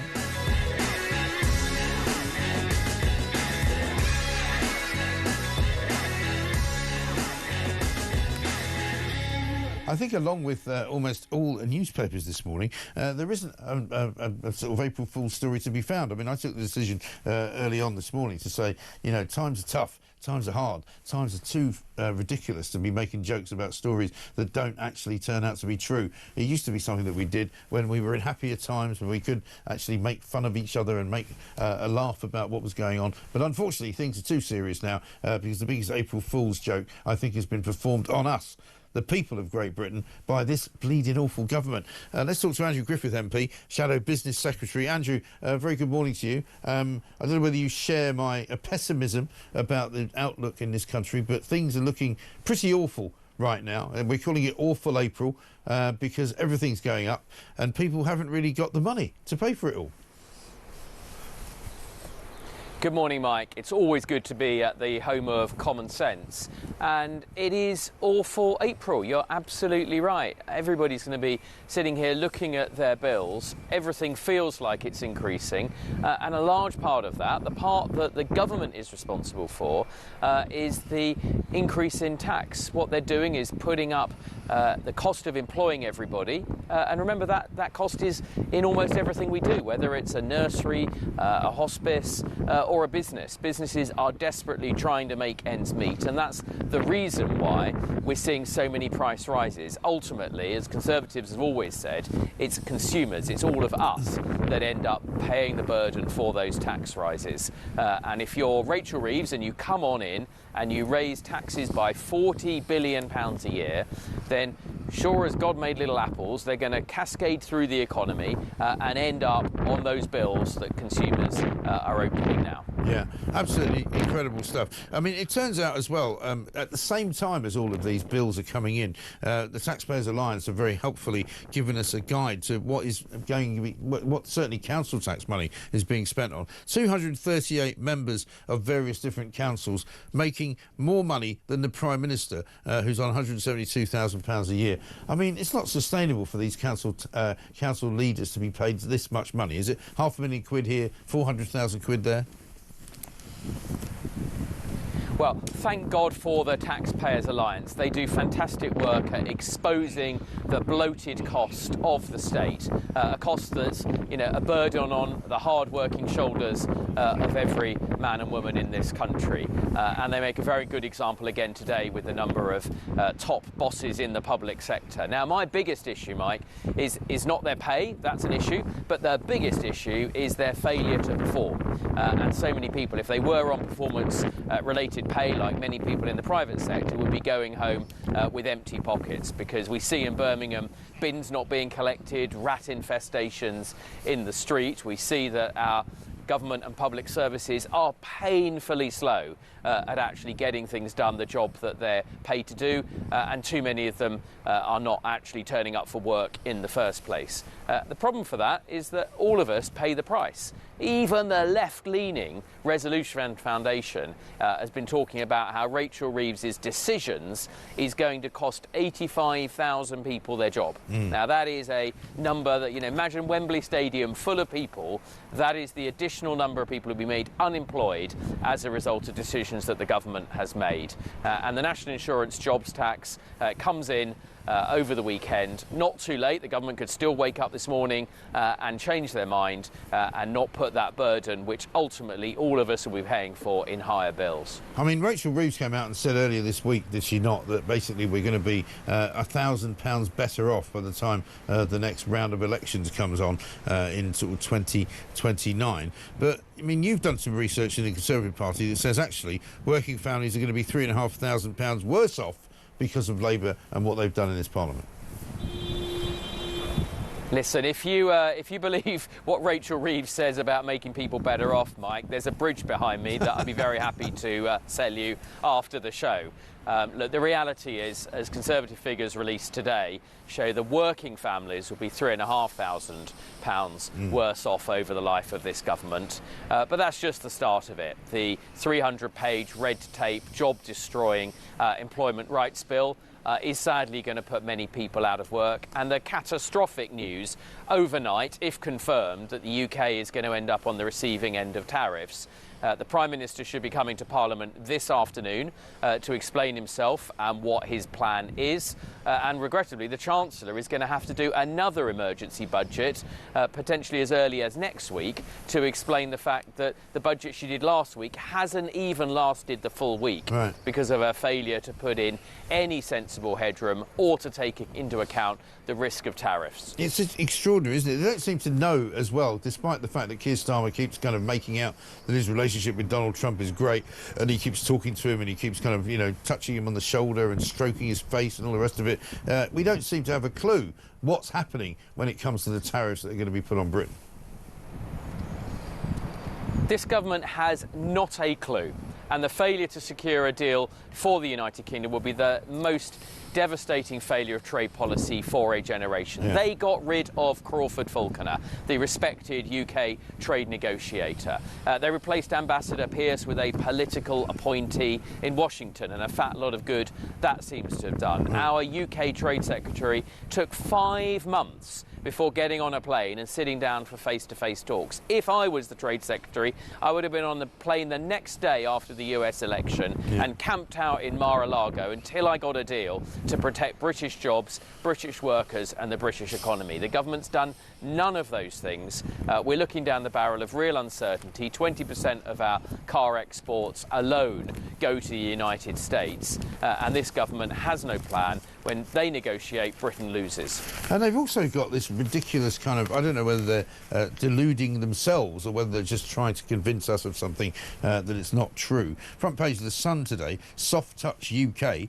You've got people coming in from Albania, dinghy migrants, bragging about getting free hotel rooms, talking about how great it is coming to Britain because everything gets handed on a plate to you. And meanwhile, we've got day 2 of an emergency sort of, you know, migrant summit going on, immigration summit in London. And Keir Starmer keeps telling us that they're getting a handle on it and they're deporting more and more people and everything's going really well. It's all words and not action with this government, and we see that whether it's on immigration at a time that the highest number of small boat arrivals are coming to this country, whether it's on trade where they've talked about a plan but they clearly have not delivered, or whether it's about that most important thing, Mike, economic growth, where they talk the language of growth but they're not actually hacking back the cost of the state, and all of the measures they're actually taking, whether it's putting up more burdens of red tape on business, pushing up business rates, increasing taxes on employment, are all going in a direction that is diametrically opposite. I'm afraid it really is all talk with this government, and as a patriot, it is desperately sad to see people leaving our country because they think they will get a better life elsewhere. This should be one of the best places, the best countries to live on the planet. We have a proud history that we should all celebrate, and yet young people in particular are leaving this country because they think they will get a better life and more opportunities elsewhere. Yeah, it is absolutely shocking. Andrew, good to talk to you. Thanks very much indeed. Andrew Griffith, MP. Apologies for the sound of blowing wind there. Shadow Business Secretary. We're sending you, by the way, so that you can look forward to it, a Home of Common Sense bumper sticker, which you requested. So we managed to find one out of all of the ones that have been sent out. There's a whole bunch of them going out, by the way, so look out for it in the post. Thank you very much indeed. Andrew Griffith there. Let's go to Paul, who's in Crawley, wants to talk about Angela Rayner. Paul, very good morning to you. April Fool's Day, God, we're all the fools, aren't we? We really are, I'm afraid so. I watched that skin-crawling Labour broadcast last night with Angela Rayner. Yeah. Dare she say that it's no secret that I was born on a council estate? Right. So how patronising is she being to people that are born on council? Yeah. Council Why estate? should it be a secret? It was never a secret. Why would it be a secret? But the thing is, so therefore you're saying effectively on a council estate, you're no good. Right. Well, this is like Keir Starmer's amazement. Maybe it's like a ghetto type of thing. Yes. Oh, you mentioned Keir Starmer.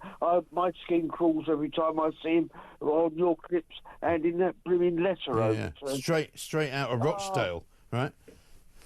But who is advising this Labour government on their PR? It must be a lunatic, mustn't it? I mean, I wasn't born on a council estate, and I don't live on a council estate. But I think so why should we say because you're living? This is going back sort of 20, 30 years ago. Yeah. Well, it's a bit like do you remember when Keir Starmer made a big fuss about the fact that Rachel Reeves was the first woman chancellor, and it was almost patronising in the way that he came out and said, "Oh, and young women and girls are going to be looking up to Rachel Reeves. It's amazing. You know, I found a woman that can do sums." I mean, it turns out she can't actually do sums, but you know. How many girls and women think that? Honestly, I know it's embarrassing. I don't know any woman who thinks it's surprising that there's a woman chancellor. It's not surprising because, you know, guess what? Women have brains as well. You know, Keir Starmer doesn't seem to think they do.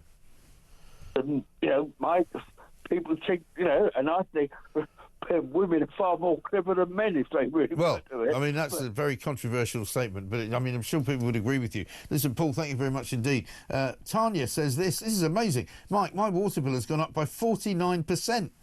From 359 quid to 535 quid. Up yours, Thames Water, says Tanya. Quite right, too. Time for a... No, I'm not going to say that. Sarah says this. I see Starmer's touchy-feely meeting with Trump didn't work. Trump didn't fall for it, and he's going to whack tariffs on us. Well done, Keith. Brian says, police planting trees. So that's what they mean by special branch. What has happened to this country? And one from Diana in London, who's not keen on Nigel Farage. She says, I don't trust Nigel Farage any longer. I'm afraid he's stated his candidates are being vetted more than other parties. If he doesn't want anyone with a history of swearing in the party, why does he continue to keep James McMurdoch MP in the party when he has a conviction for his kicking his girlfriend? I'm afraid Nigel is a hypocrite. Well, you know, Nigel came on the show today and we questioned him on quite a few things. You seem to not be happy with that. That's entirely your prerogative. Mark in Selby says, Mike, what has happened to Marine Le Pen is disgraceful. How the hell can part of a sentence for being found guilty be not standing in an election? Does that apply to non-politicians too? Nigel Farage will no doubt be targeted in 4 years' time. Take my word for it. Yeah, well, I mean, you can tell that the blob and the establishment are up against everybody who wants to try and change the system because they don't want it changed at the end of the day, and that is the problem. Coming up, we'll find out what's going on. Believe it or not, the border summit, the border security summit that started yesterday and lasted for about 10 minutes, has gone into a second day. What can they possibly be discussing? We'll be asking Kevin Saunders, former Chief Immigration Officer at the Border Force, all about it.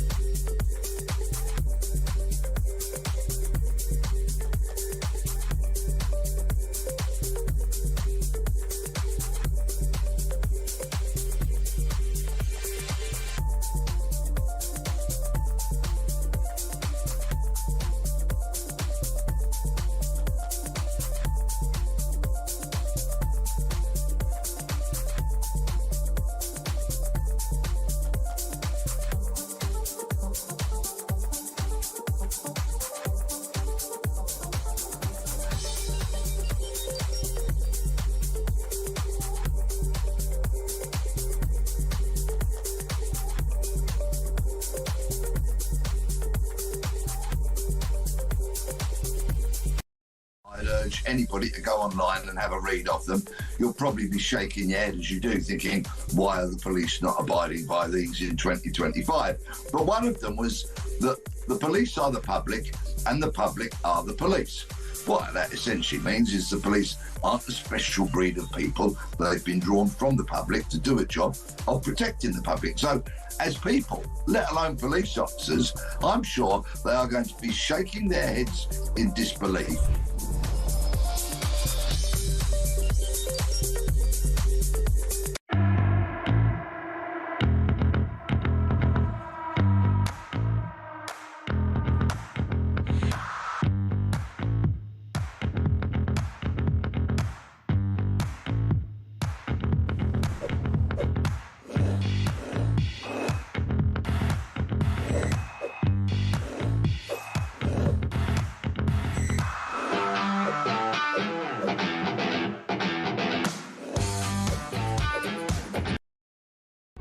across the UK. On DAB+, on your smart speaker, on your smart TV, and on your side. This is Talk. Welcome back to Morning Glory. I'm Mike Graham with you all the way through until just before 10 o'clock. Julie Hartley-Brewer will be here then, 21 minutes past 9.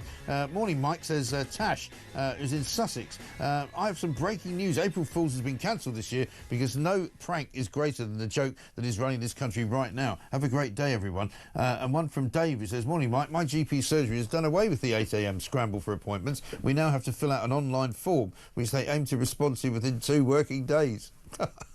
It's awful, isn't it? That's Dave in Hull. And Russ from Henlow says, these Metropolitan Police environmental policies, they employ new departments to deal with this. In the private sector, someone in the business just has it added to their already overburdened workload. Yeah, it's a bit like being made, you know, fire marshal or something, isn't it? Now, we had a message earlier from somebody whose name escapes me. I'm sorry that I haven't got it here. Peter, sorry, there we are. And I said it'd be really good to see what you got from the surgery, because he said he was given an appointment by the NHS, who then said you didn't have to actually attend it.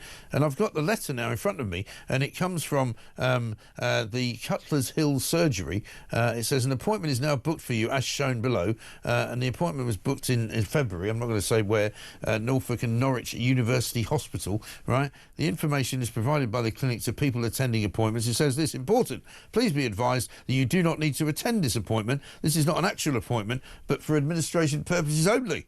You will be contacted by hospital staff who will arrange your appointment with you. Huh? So either it's an appointment or it's not an appointment. So is it an appointment? Then it says if you require transport, this should be booked by contacting the patient transport coordinator on a particular phone number. Please inform us of any disability that requires special needs. Please bring a record of all current medication. Well, hang on, you just told me not to come. Which is it? Do I come with stuff, or do I ring you? What do I do? This is ridiculous. This is particularly sort of illustrative of what's wrong with the NHS. Please be advised you do not need to attend this appointment. It's not an actual appointment. Huh? I mean, how much does it cost, right? One, and also, what's going on with the appointment system? If, you know, we're being told by Wes Streeting and Keir Starmer all the time that appointments are, you know, getting made and the waiting lists are getting reduced because loads and loads of people are going to see their doctors and getting procedures done. Well, I don't believe a word of it. I think it's all a scam. It has to be, right? Absolutely a scam. Ridiculous. Incredible. Let's talk... Oh, hang on, one more of these, actually, before we go. Shazzy. Oh, no, we've done that one. Let's talk to Kevin Saunders, former Chief Immigration Officer at Border Force. Kevin, a very good morning to you.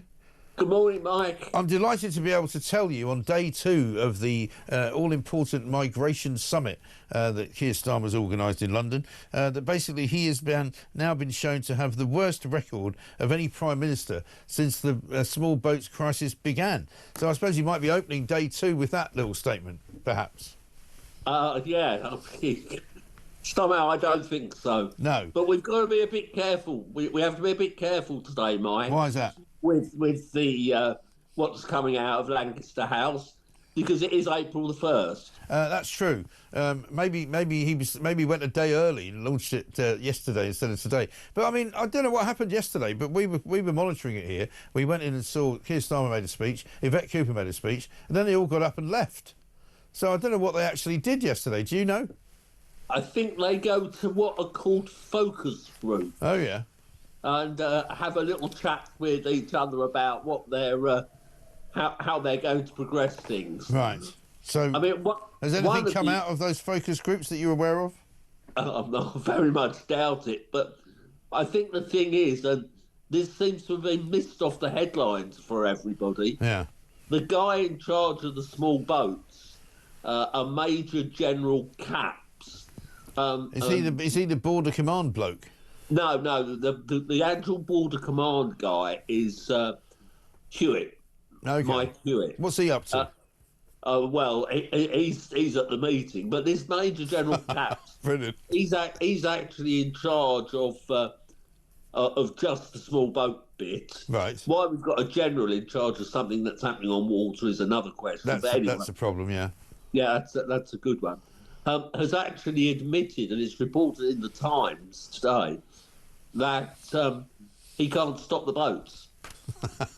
So he can't get to net zero on the boats. Yeah, brilliant. So I wonder if he's now going to be looking for a new job. Well, he might be. I mean, if he looks at the front page of The Sun today, where it says Soft Touch UK, you'll see a couple of Albanian small boat migrants who have basically been bragging about getting free hotels when they get here, and saying, it's all good. Put us on TikTok. We're staying in a room in Britain after paying £3,000 to cross the channel, and they're very, very happy to share that information with any number of other people from Albania. I keep asking the question, why do people come here on small boats from Albania? It's not a war-torn country. It's not a country that we don't accept people to come from if they want to come on holiday here. The reason they're coming on small boats is because they've already either been deported or because they're criminals. Oh, yes, without a doubt. Now, these two Albanian chappies shouldn't be here. They should be removed because we have an agreement.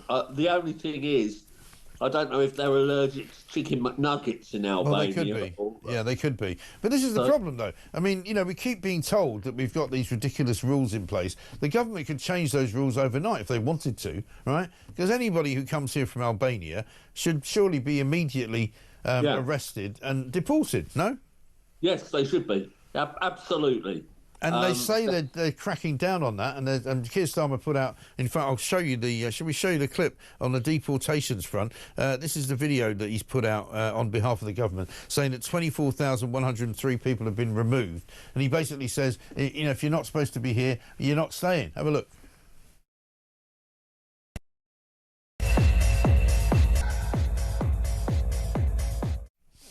He's basically saying 24,000 people have been kicked out. It's the highest return rate for years. 3,900 of those kicked out were foreign criminals.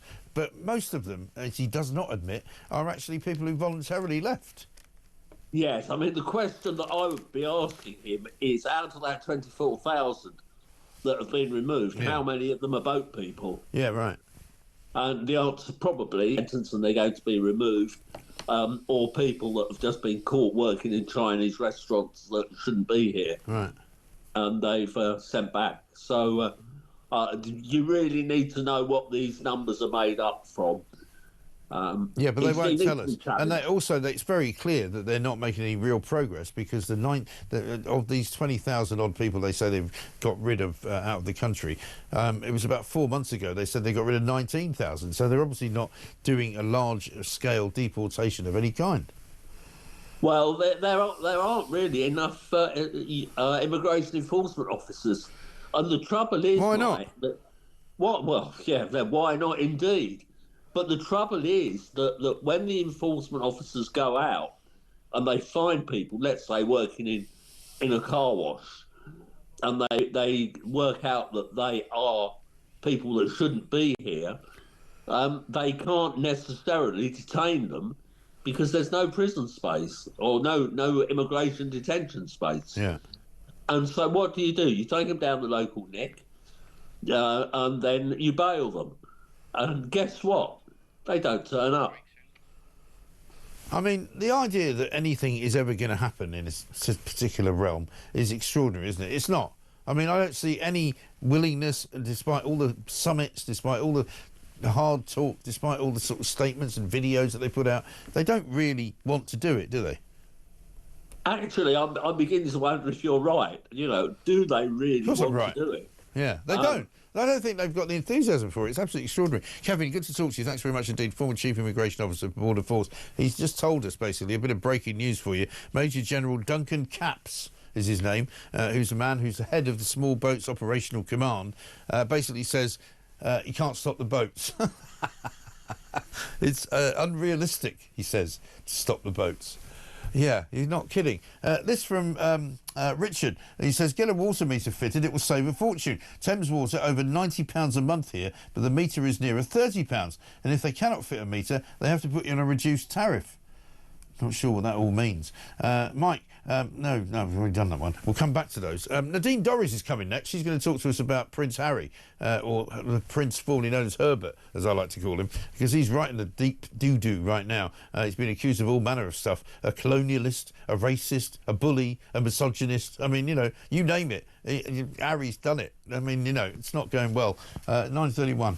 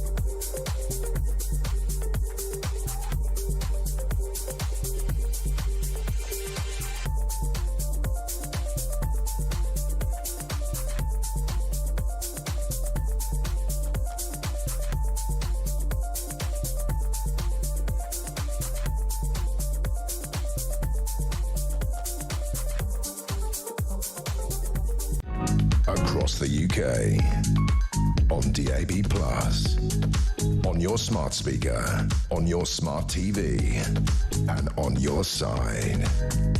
This is Talk. Welcome back to Morning Glory. It's 9:34. I'm Mike Graham. This, of course, is the home of common sense. It's the one place where you get the truth, the whole truth, and nothing but the truth. Adrian says this, I'm under the auspices of a London hospital. I go every 2 months. Last time I went, I was told my next appointment would be in 3 months. No date or appointment given. I have to wait until 6 weeks before. Then I will be given a date and time. And I think this is a way of cooking the books. No people waiting until 6 weeks before appointments. I think that's absolutely right. You know, there's definitely something going on. Jiggery-pokery is at foot. And you know, when I smell a rat, there usually is one knocking around somewhere. Speaking of which, Harry, back in the news, you know, when you say you smell a rat, poor old Harry seems to have fallen foul of what can only be described as the narcissistic traits of Meghan Markle, formerly known, of course, as Meghan Markle, now known as Meghan Sussex, as she keeps telling us. Nadine Dorries is here. She's got a column in the Mail today saying, I believe there is only one excuse left for Harry's behaviour, and here's what it says about Meghan. She's, of course, former Culture Secretary, author. Nadine, very good morning to you. Nice to see you. Good morning, Mike. Nice to see you too. So, I mean, you claim that you're going to continue with your armchair psychologist hat on. So it's a very interesting piece you've written. I mean, we're all armchair psychologists in a way, aren't we? I mean, but you've got a bit of an insight here. Tell us what you think. Well, it was a comment that a friend who's a psychologist made to me months ago about the relationship between Harry and Meghan. Yeah. I think it was a group conversation we were having, and actually, to be honest, someone was saying, oh, he's completely in her thrall, it must be sex, Yeah. da-da. And this friend who's a psychologist came in and said, actually, I think he's a flying monkey. And I kind of got interested in that theory because I'd never heard of it before. Right. And I think we all know them. And it comes from the Wizard of Oz, who put a spell over the flying monkeys. I used to be terrified of the flying monkeys in the Wizard of Oz when I was a little kid. I was frightened. Well, they tend to be quite vulnerable and needy people who have problems of their own, actually. Yeah. They're easy people, easy prey for others who are narcissists to kind of put a spell over, to captivate. And what they do is they enable, they excuse, they explain the behaviour of narcissists. And actually the professional advice to how to deal with a flying monkey. If you know someone in your life who is a narcissist, you know they're a narcissist. Yeah. But you have someone else who's constantly trying to excuse and enable their behaviour, then the professional advice is to completely disengage with both the flying monkey and the narcissist. Right. And And I think that's what's slowly happening to Harry. I think friends of his are slowly, he's becoming more isolated. I think there's a report in the Daily Mail today which says, well, certainly was yesterday, where his friends are saying they're worried about him. He never leaves the mansion. Right. He's become very isolated and lonely while Meghan is flying off on her career, launching her lifestyle show, launching her podcasts. And if you want examples of how their relationship is working, if you look at a couple of examples, really, one is the polo prize giving, a viral video when nobody knew she was going to turn up to that prize giving. She just arrived on the stage, told Dr. Chandrika, who was the chairman of the Centre Body organisation, who'd organised the polo match. He was there to hand over with Harry the prize. Twice told her to move away from Harry's side and forcing Dr. Chandrika to duck underneath the cup. It was a very awkward scenario. It was awkward, I remember seeing it. It was awful. I remember thinking, goodness gracious me. And you know what's interesting as well, because there's a couple of other bits of footage which haven't been written about as much of recent times. When they went to Jamaica, I don't know if you've seen this one, there's a bit where Harry's talking to the Prime Minister of Jamaica, and she's sort of standing behind him with this big beaming smile. And at one point, she kind of taps him with her hand, as if to say, can you move on a bit so that I can talk to him? And then, there's a couple of other instances where she's sort of nudging him with her elbow, like she's got these sort of not very subtle signs that she wants him to move. Yeah, there's that. I mean, he classically fits the mould of flying monkey. But also that link between the polo incident. When I saw the interview with Dr. Chandrika on Sunday and realised in her words, and I don't think she had nothing to gain by doing that interview, but I think it's all quite messy though. I'm not sure she's going to come out of it covered in roses either. But when I saw that link that he was asking her to go out and defend Meghan because Meghan was looking not very good in that video. He wanted Meghan to become the victim, so he wanted us to defend Meghan and not apologise for Meghan, but excuse Meghan, excuse their behaviour. I think what you saw then was the flying monkey link. The scenario where the narcissist uses the flying monkey to go out and excuse and put right and enable the continuation of their behaviour. And that for me was a direct link, and that was what I was trying to write about in my column today, was if you want an example of how he's under the spell, that is it. He's constantly trying to... He didn't spare when the book was really about calling people misogynist, racist. The book was all about defending Meghan. So that's my theory. It's very clear. And also, I think that's a good one, because she also is, as a narcissist, loves to be playing the victim, doesn't she? I mean, she left the royal family when it's a 5-year anniversary of Megxit. I think it was yesterday.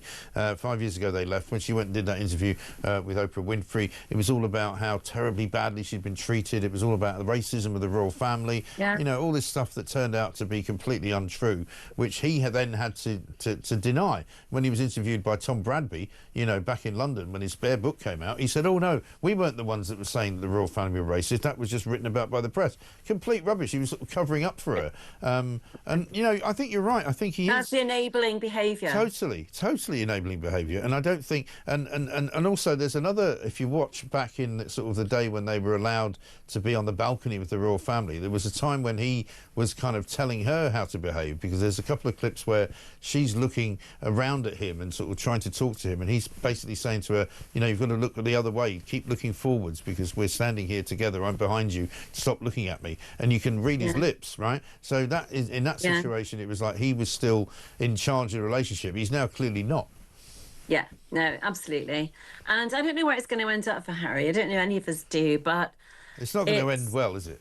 He's going to become more and more isolated, more and more lonely, more and more under the spell. And the problem with controlling narcissists is that it takes a long, long time to break away from them.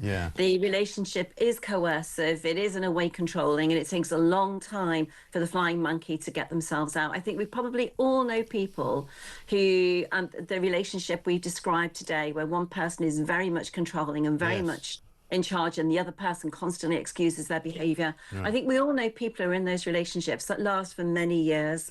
And the person who's doing the explaining, the excusing, that person becomes the enabler and also becomes an incredibly lonely person. Yeah. You watch friends disappear, friends move away. They even always strip away family the members. friends and strip away the friends and the family. You know, her family, she has no brooch with at all, apart from her mother. Her father still hasn't met their children, which I think is pretty appalling, no matter how badly you get on with them. And and that's what they do, don't they? They isolate you. They make sure that you don't go out with your mates anymore. You know, I mean, I used to joke that when they put the big fence around that first house they had in LA, it wasn't to keep him from being pictured by the paparazzi, it was to keep him in, because he wanted to get out, you know. Well, that's typically your take, Mike. Well, it would be. I mean, you know, women have tried to control me in the past and found it quite difficult, you know, and I don't want to control with women. It's not for me. I like women to be completely and utterly as they are. I don't want to control them. You do what you want, you know. Yeah. But let me ask you to turn your psychiatrist couch around slightly and analyse the dynamic. Here's a dynamic for you to analyse. Rachel Reeves and Keir Starmer. What about that dynamic? I knew you were going to get onto politics. There's no way I'm going to get on this interview when he doesn't ask me something about politics. Well, come on. Why would I? Rachel Reeves is... Well, look, you know, she's very grateful to him. He made her the first female chancellor. Yeah. So she owes a lot to Keir Starmer. He very rarely mentions it as well, doesn't he? Yeah,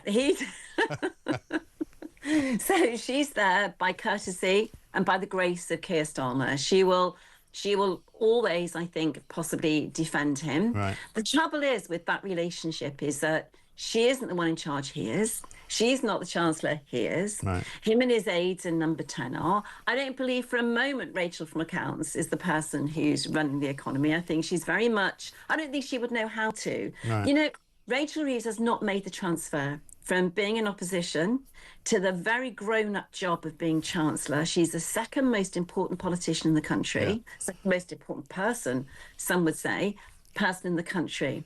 And in that role of Chancellor, you have a responsibility to be almost slightly apolitical, because you're looking after the finances of the nation, of everybody, regardless of which way they vote. And it's a whole new arena in terms of politics. Most people make that transfer and grow up within those first few weeks and understand the responsibilities of the role. Rachel Reeves has failed to do that.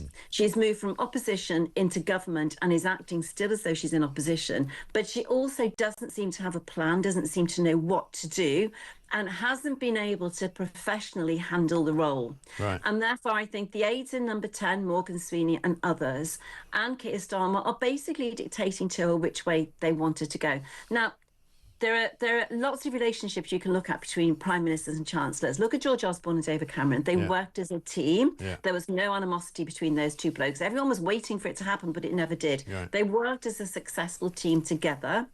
Gordon Brown and Tony Blair, complete animosity, two completely different entities. Yeah. And actually, I would say Boris Johnson and Keir Starmer and Rishi Sunak. I remember Boris Johnson pleading to have conversations with Rishi Sunak about reducing taxes, reducing corporation tax. That was the thing Boris Johnson wanted to deliver in the economy more than anything. And Rishi Sunak even refusing to engage in the conversation. So, you know, you can have different chancellors and different prime ministers, and whether or not the relationship works depends, I think, on the chancellor and their willingness to work with the prime minister. What you have with Rachel Reeves is something completely different. Yeah. You have a prime minister who is in control, and she is basically, she's not a flying monkey, she's kind of like a puppet. Yeah. She's just there to do what number 10 and the prime minister want, which is very political. And the job of the chancellor really is, to a degree, to remain apolitical. Yeah, I think she probably, when she goes to bed at night, suffers from imposter syndrome and wonders how she got there, despite all of her sort of talking about, you know, I'm very proud to be the first woman chancellor and, you know, we've done it all out of, you know, our all hard work. I don't think she thinks she deserves it. No, and, you know, so I don't think there are many politicians who reach government who don't go to bed and think that at night. The responsibility is huge. I know we kind of, you know, I was in cabinet for a year and I know how hard it is. I don't think any of us truly appreciate how difficult the job of being a Secretary of State or being in cabinet is, because, you know, our job is to shoot, my job now is to shoot down politicians. And I don't think, but I can tell you it is They are the hardest jobs in the world, and not least when you get into bed at night. You know, there's a lot that isn't even in the media. There's the meetings you have in strap rooms, the stuff you're told in confidence, you know. When you get into bed at night, sleeping is a difficult thing. I think I managed on like 4 hours a night for a year, you know, and I think you can see Rachel Reeves visibly aging before our eyes. Yeah, true. Is there a flying monkey in the cabinet, do you think? Well, I haven't really thought about it, Mike, to be honest. I'll think on that one. Yeah, have a think about it. We'll ask you about it next time we get you on. Good to talk to you, Nadine. Great to see you. You too, Thank you very much always. indeed. Good to talk. Nadine Dorries there, former Culture Secretary, author, columnist, and sort of armchair psychologist, as she just said. Let's get a voice note from Johnny. Hi, Mike. Johnny from Dorset here. Perhaps Border Force would like to consider their contributions towards net zero. Maybe they'd like to start rowing boats out to the middle of the English Channel to taxi boat people in from the other side. Yeah, why not? I mean, you know, maybe you could just get some and get the dinghies collected by people in dinghies. You know, put the old migrants to work. One here from Ben who says, "Morning, Mike. NHS waiting list reduction is a scam. I have serious chronic lung disease. I need full checkups every 2 years, X-rays, MRIs, etc. I received this letter saying I will be dropped off the list if I do not contact them, stating that my condition is worse. Clearly a tactic to massage waiting lists. By the way, I am a net contributor to the economy." I wouldn't have asked you that question, Ben. There's clearly something going on here. You know, I'm definitely feeling that this whole nightmare of waiting lists and people getting knocked off the waiting list, added onto another waiting list, asked if they still want to have the appointment, told that they've got an appointment but they don't need to turn up for it. It's all a scam. There's something very, very fishy going on. It's 9:48.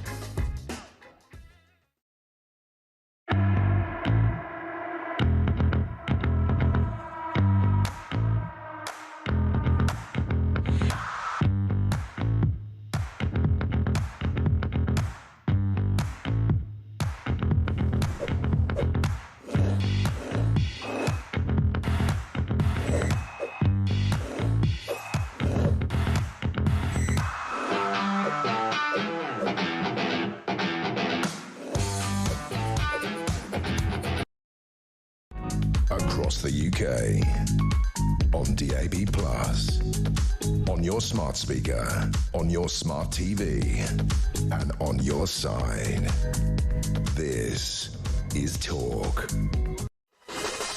Welcome back to Morning Glory. We've got local elections coming up very soon, of course. We'll be playing you some of the so-called enticement, shall we say, to vote from the various parties. A couple of these though from Warwick from Devon says, Mike, great show as ever. Daniel was spot on with his comments, and sadly we are all doomed. Our brave souls who gave their lives in 2 world wars would not have got out of bed, will be turning their graves, and on reflection would not have got out of bed to fight if they were to know how things would turn out now. And Doug says maybe they're removing the patients from the NHS waiting list to reduce the numbers and putting them on the deportation list to boost the numbers. Rachel must have something to do with it, says Doug. That is, of course, that. And Diane in Southend-on-Sea, I don't believe these deportations. Where are the protests? Where are the lawyers? Well, that's a very good question as well. 0344 499 1000 is the number. Kemi Badenoch, let's get a look at what she says about the elections. These elections will decide who runs your local services and how much you pay for them. Who fills the potholes on your roads? Who collects your bins? Who sets your council tax? Who makes sure your community gets value for money? And in every one of these areas, Conservatives deliver lower taxes, better services. And of course, we've heard throughout the morning this morning that the fat cats in the councils are making an awful lot of money delivering those services in various different parts of the country. Here's Nigel Farage. This year, we will fight every single council seat all over England. We will fight the 6 mayoral contests. These councils have been asleep at the wheel. They've broken their counties, and reform is going to come in, and we are going to fix it. We have the conviction, the love of country, the courage to stand up and say, we are proud of our country. We are proud of its history. We will stand up and defend that to anybody. We are fighting that election on May the 1st. These are our candidates. These are our people, all of you. We are going to make history, and each one of you is a part of it. And Nigel Farage told me earlier on the show today that 200 seats would be a target that Nigel Farage's party Reform would consider to be a good result in those upcoming elections. Let's have Angela Rayner from Labour. On the 1st of May, you have the opportunity to make sure that Conservative councils who have let public services crumble and our streets filled with potholes are held to account. By electing Labour councillors and Labour mayors, we can work together to make sure that our plan for change is delivered right across the country with local people at its heart. Bring change to your area. Bring change to Britain. Vote Labour on Thursday, the 1st of May. And finally, of course, Ed Davey in the Lib Dems.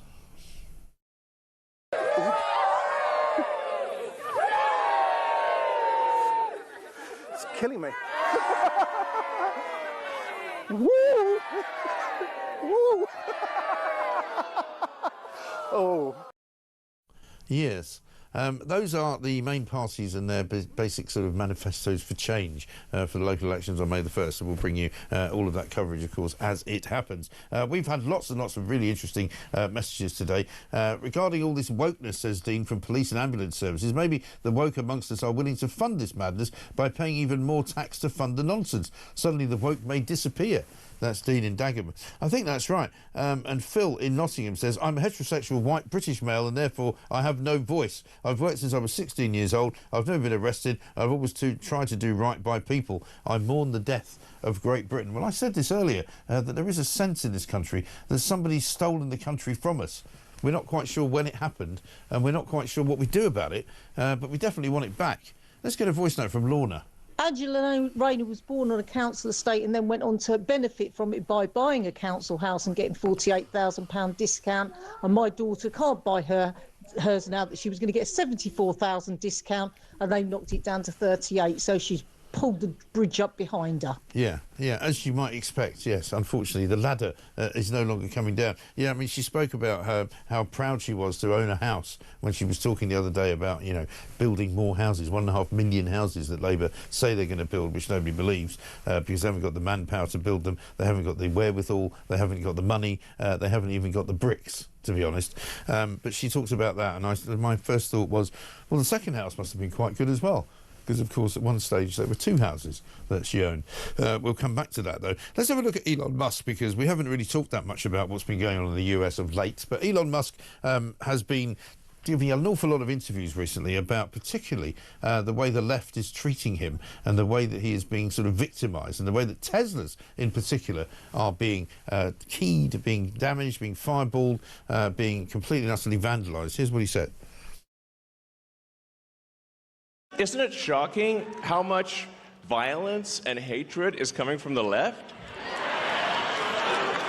I mean, isn't it supposed to be the party that they claim to be the party of empathy, and yet they're burning Teslas and shooting up dealerships and calling for the death of the president and me? I'm like, guys, you know, this is insane. Like, they're gone psycho. I mean, it's really like. I totally understand if somebody doesn't want to buy a product. Yeah, it's up to you. It's a free country, you know, but you don't have to burn it down. Okay? But much. That's somebody else's car. Leave it alone. Thanks, guys. Elon Musk there on why the left seem to be so enraged that they want to attack and firebomb Teslas. It's completely insane. Julie Hartley-Brewis here. I'm with him. Again, I don't understand why people don't call out the left more. Yeah, right. I mean, just about how outrageous this is. Yeah. Sort of, even when the BBC or Sky, they cover the stuff, it's almost like a sort of, look what's happening. Yeah. This is an outrageous act of criminal damage. I mean, he's called it terrorism, and it kind of is, because it's ideologically based, so it fits Keir Starmer's I don't agree with everything definition. Elon Musk says. I actually hate Teslas. I hate really Teslas. uncomfortable. I used to say, I don't ever want to buy one, I don't want an electric car. I don't feel the need to go and, commit criminal damage on someone else's goods. Equally bizarre that they would formerly be the people that would praise Teslas because they're saving the planet. Course. I do find that quite fun. Now they're firebombing them, and you go, really? It's very difficult to keep up. Very bizarre. It's very difficult to keep up. Anyway.